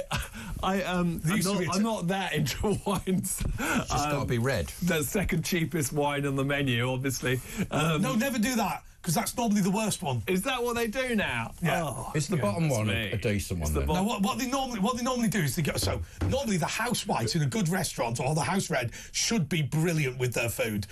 Right, they've got a good deal on it, but the sommelier specifically chosen it. If what you do is go, don't get the top one, get the second one, they basically go, let's get some old rubbish and put a quid extra, because that bozo doesn't know what they're doing. This explains a lot, Andre. That's why they're laughing at you with that. Yeah, always that's funny. Again. Look at that, that bozo. Here he is. Back. He's done it again. He's cocked it up again. There we go. Oh, bloody hell. Right, there's a little chance you can get on 03444991000. We might be able to get sorry, I'm really sorry. We're not going to calls. We will go to calls. Yeah. We've got some slots available. 0344 499 1000. Ken's in London. Ken, you're on talk. Good morning, gentlemen. Good morning, Kenneth. Good morning, Ken. Good morning, every one of you. I want to give you, man, and every listener, the best advice you will ever receive in your life right now, if you'll allow me. Okay. Is it to find Jesus? The best decision you can make in your life this year, everybody, is this. Give your life to Jesus Christ, because Jesus gave his life for you. He died for you and me, rose from the dead, took upon himself our punishment to set us free. So the best advice you will ever receive in your life is what I'm saying. Give your life to Jesus. Okay, Tom, can I ask you, as somebody who has been, quite religious and now is kind of a bit religious and whatever, how have you found Christmas? Do you agree with what Ken said yesterday, which is that we've moved away from Jesus and the message of the Bible during this festive period? I certainly think that it seems really odd culturally where we've ended up. It's kind of no man's land. Yeah. So we're celebrating Christmas, but not for the purposes of celebrating Christmas. And even the clergy... People are ashamed of Christmas almost, aren't they? And Christianity. Well, even the clergy are now. So recently in the paper there was something about the clergy are encouraged not to say certain things that are in the common prayer book or in the Bible. And promote other about religions. Christ being the only way to God, which is kind of what it's about. That's kind of the point of Christianity. Of Canterbury, well, the former one, you know, he was promoting other religions. Yeah, so we've ended up in this really muddled cultural place. This is where I agree. This is where I agree with Ken fundamentally, right? You know, if you are going to be a Christian, then I think it is important to say, I believe my religion is right. I believe in Christ, for example. Right. The clue's in the name. It's completely mad. Saying what you see, it's that catchphrase. It's mad to be the Archbishop of Canterbury and go, well, look, if I'm being honest, believing in Jesus is optional for a Christian. Well, it isn't. Let's just remind ourselves. I'm not sure the Church of England is actually Christian anymore, really. Why do you say that? Because so many... we've actually got... They don't really believe it themselves. We've got an offer on at the moment for the 12 days of Christmas, so starting from the 25th, for Anglican clergymen. And I read the release of the offer, so for 35 quid per year, you can become a member of the Free Speech Union, because if you get into trouble for saying controversial things, such as Orthodox Christian belief... Yes. ...then you're a member of the Free Speech Union. So, yes. And we'll work closely with places like the Christian Legal Centre, which help people specifically on Christian issues. And of course, the other thing that you would agree with Ken on, presumably, is this ludicrous situation where if you're praying outside an abortion clinic, you are not allowed to do that, which I find completely bonkers. It's a sort of patchwork quilt of places where you are allowed to. You can do it over the road or a metre away from this line. I've said it before, though, there is an argument that you've got some very, very, very vulnerable people going to abortion clinics at the most ghastly time of their life, and the last thing they need is to be barracked. But that doesn't happen in Britain. The problem is, what we are doing is that we are dealing with a problem in the United States of America. In Britain, the people... I mean, if you look at Ken's protests... We'll go back to Ken in a minute. We haven't forgotten about him. Ken's protests are not protests. If you actually watch him, he's just stood there with his sandwich board saying, you know, support Jesus or come back to God or whatever. And he's literally preaching a message of Christianity. Now, we've seen before today people like that being abused by the police. Ken is always keen to stress that the police are very nice to him and haven't abused him. But the reality is, all these people are pretty sedate. I mean, if you have an argument with Ken, all he says to you is, I love you, but I think you're wrong. I mean, it's hardly... You're the Antichrist. It's hardly the most... It's kind of how we used to have debates. Do you remember the good old days where you would argue, and then at the end of it, you'd say, I think you're a complete idiot, and everything you said is completely wrong. Now, do you want a drink? Yeah, absolutely. OK, Ken, let's go back to you to respond to all of that. Yeah, I appreciate everything you're saying, gentlemen. It's good to talk about these matters. But this is possibly my last message this year, and I'd just like to say this in love for everybody. Please understand this. Jesus loved you and me. He died for us and rose from the dead. Whatever your sin, whatever your present state of life, Jesus offers you and I forgiveness and eternal life. This is the good news of the gospel. Now, if a person rejects Jesus' offer of love and forgiveness, that person condemns themselves to hell forever. Not God's choice, it is your choice. So God bless every one of you. Can I ask you this? Can I ask you this one question, Ken? What is your view? What is your view on people who've committed heinous crimes? Do you say, just to be clear, that it is right that they go to prison because that is the punishment for their crimes, but they will not go to hell if they repent? Correct. The man who was used most in the New Testament was the Jewish Pharisee, the Apostle Paul. And he was a murderer. He had Christians murdered, persecuted, and slaughtered. But if he would return from his sin, if he had faith in Jesus the Messiah, God set him free and changed his life. So if God can use a man who murdered many Christians, he was an evil Pharisee, he can use any of us. So you can be as evil as you want, murder as many people as you want, but just go to Jesus and you get to heaven. No, that's not what he's saying, because it's also important. I mean, this is the argument that the Americans make about the death penalty. They're saying, look, you know, Christians will say we support the death penalty, but if you repent in the moment before you are sent, you are executed, you will go to heaven for repenting. But by God, you'll still get the punishment. Right. And the other example is the thief on the cross, who was next to Christ. And well, there was another one. There were two. One who mocked him and one who said, remember me when you come into your kingdom. And Jesus says to him, I'll be there with you this same day in paradise. So you can... The deathbed conversion idea goes right the way back. Yeah, sorry, Ken, go on. Yeah, Judas is the one, he betrayed Jesus and he never repented. And he killed himself and went to hell.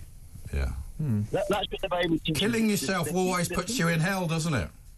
The thief on the cross went to paradise the same day as Jesus when he died on the cross. Listen, friends, we're not talking about religion here. We're talking about reality. One day we die. One day it's appointed unto man to die, but after this is judgment. So be careful about this. Please consider it carefully. Don't follow. By the way, we're showing, for those of you watching, we're showing Ken where he says to Mick Lynch, and Mick is hiding there, can you see that? He says to Mick Lynch that Mick Lynch's actions as a socialist are of support of the Antichrist. Yeah. Amazing. Correct. Okay, Ken, do you have a New Year's... Ken, finally, before you go, we've kept you on for ages, I'm really sorry. Do you have a New Year's resolution? New Year's resolution to be a humble follower of Jesus Christ, my Lord, my God, my Saviour, who died for me. Yeah, but you're already doing that. I love Jesus, and that's my goal for this year. Okay. Every day to be faithful to Jesus by His grace and mercy. Okay, Ken. Every one of you men. He loves every one of you. Don't forget that, gentlemen. But not Mick Lynch. God bless you all this coming New Year. And God bless every listener and watcher on the television. And God bless Talk Radio with free speech. Ken, can we have a song? Amen. Give us a song, Ken, for the new year coming up. Give us a nice song there. Away you go. In the name of Jesus, in the name of Jesus. It's a classic, Ken classic. We have the victory. Always changed it. In the name of Jesus, in the name of Jesus, demons will have to flee. When we stand in the name of Jesus, tell me who can stand before. In that mighty name of Jesus, we have the victory. Amen. No, another 3 minutes, please, Ken. Oh, hey, listen to this. It's amazing. Lisa C. says, I had no choice. It's all right. Thanks so much. Hallelujah. God bless you, Lisa C. Ken. said, I had no choice to have an abortion many years ago. And basically, it's badly written. Basically, I had no choice, but I had to have an abortion a few years ago. And I met some Christian protesters, but they were not horrible. In fact, I met a lady who's turned out to be a great friend. So actually, this is the bit. This really important. What you were saying, wasn't it? They're there to try and help these people rather than have a go. Now, I'll tell you one thing I didn't realise. Danielle Nichols, who presents with me, and no doubt will be back on the station relatively soon. She had a late stage. Miscarriage. Yeah. And had to go to an abortion clinic. Have it taken out. It died. So you have to be careful. So people are having a go at her, and she's not aborting a baby. No, she's having to go for a medical procedure. So they're all tragic situations. But yeah, I wonder with abortion, our problem is we aren't supporting the family enough. Yeah, I think there's a human element, isn't there? And this is what we always so easily forget. Because that's gone because the Christianity thing's gone. I mean, it's because they sort of dumbed down the rules, didn't they? You know, 2030. We better accept this to go become political. And the thing is that Christianity, like Judaism, has forgiveness and mercy at its heart, which is that's the human element of a philosophy of life. Yes, you can have justice. Yes, you can have right and wrong, but you've got to have a human. But this brings us on to the lack of forgiveness, if you like, is what brings us on to, I think, one of the big problems that we've got with politics today. Because so much is recorded, there's so much social media, there's so much videos of this and tapes of that and whatever. If you have done anything wrong, it's very hard to get into politics. And the reality is everyone's done something wrong. Right? So if you go... Could you publicly defend every single thing you've ever done in your life? I challenge anyone to say no to that. There's the famous case, wasn't there, where a telegram was sent to every MP in Parliament in the 19th century saying, "Flee, everything's been found out," and about half of Parliament left the country. Oh my God, I haven't heard that one. I think it's not absolutely true. But do you know what? I remember what Alan Clark said when he said, Mr. Clark, when he was going for Kensington Chelsea, Mr. Clark, do you have any skeletons in your closet? And he used to go, "I've got a graveyard." Apparently, somebody said.